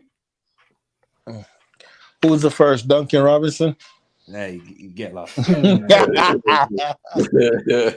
Hey, fix up yourself, Duncan Robinson. But you know what's mad though? You guys know what's mad though? You know Duncan Robinson pace and per minute and like how long he been in the NBA? He's on a fast track to catch up Steph with 3-pointers. Like, no, look at his 3-pointer compared to Steph. Like Duncan Robinson clip that the amount they like made per game, it's ridiculous, bro. The guy is just very. I be reading it like, bro, how? I be seeing my man go 1 for 5, 1 for 9, and I be like, bro, how is he this like? How are they saying he's this lethal? But when I'm watching him, he is shit. Like he is not hitting nothing. Steven Adams, man. I haven't seen Steven Adams this series. Where have he been? On the bench. Yeah, man. Why? I think because like I think in the first round series against Minnesota, he wasn't integrated well into the team. He was struggling in it. So since then he hasn't really been in a rotation. He helped them have this record, bro. Yeah, it's true. He helped them, bro. Him and Ja running that pick and roll. It's true, bro. Hey, man, being as the game's done, I'm gonna go catch some early Zeds, man. Yeah, big up, It's Terry. early. This is 4:00 in the morning. Things. 4 o'clock right now, fam. You Hey, Tariq, you ain't on that bleaching thing, man. You're struggling, man. I am. I'm faded away. That's true, fam. Yeah. Big up, man. Big up, my brother. Yeah, Big up, bro. Big up, man. Hey, fam, love to you all, and Arsenal on the way to Champions League. You know what I'm saying? This guy is shameless, you know. Come on, bro. Come on. Hey, I'm happy for you, man. Hey, you haven't seen it in like 10 years. Yeah,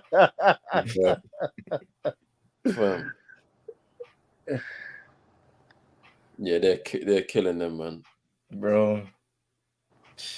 Yeah, they're done. They're done. They're killing them. Oh, man. But I think this is how the series went too. That other series. But I mean, it won't be the same because Golden State is different from Minnesota. But pretty sure this is how that series went. Even Kuminga's stepping back on man and that. Yeah. And Winger just did a little. You know the confidence is high, fam. Brother. Yeah. Yeah, it's over. And there's a little stick. There's Lee. Ooh. Oh. I'm telling you, fam. Kuminga just put that in. That athleticism now. Damn. 28 points. Bro, some of these men that play pro clubs, bro, dropping is horrible. Yeah, if you play dropping games, bro, you're gonna get infuriated. Bro, that's all I've been playing, bro. I ain't got no club. I joined that little club thing you said, but I don't know, man. Sir. I love these garbage time minutes, you know. You just see man trying to chuck up their shot, trying to get points on the board. Hey, I seen it a lot of times. I even seen it even in the regular season. Yeah, Grizzlies was at Brooklyn. Bro, basketball. And the Grizzlies just cooked the Nets, yeah. And then like the Nets put on like their bench guys, and I see Cam Thomas come on, and he was doing the madness, yeah. And then all of a sudden, yeah, the Grizz started bringing on like their starting guys because they was like, "Yo, we don't want this league to just leave us, bruv." So it was funny as hell. Oh man. Wait. UFC. Right. It's a UFC tonight, boy. I said, what time that's coming on, bro? Yo.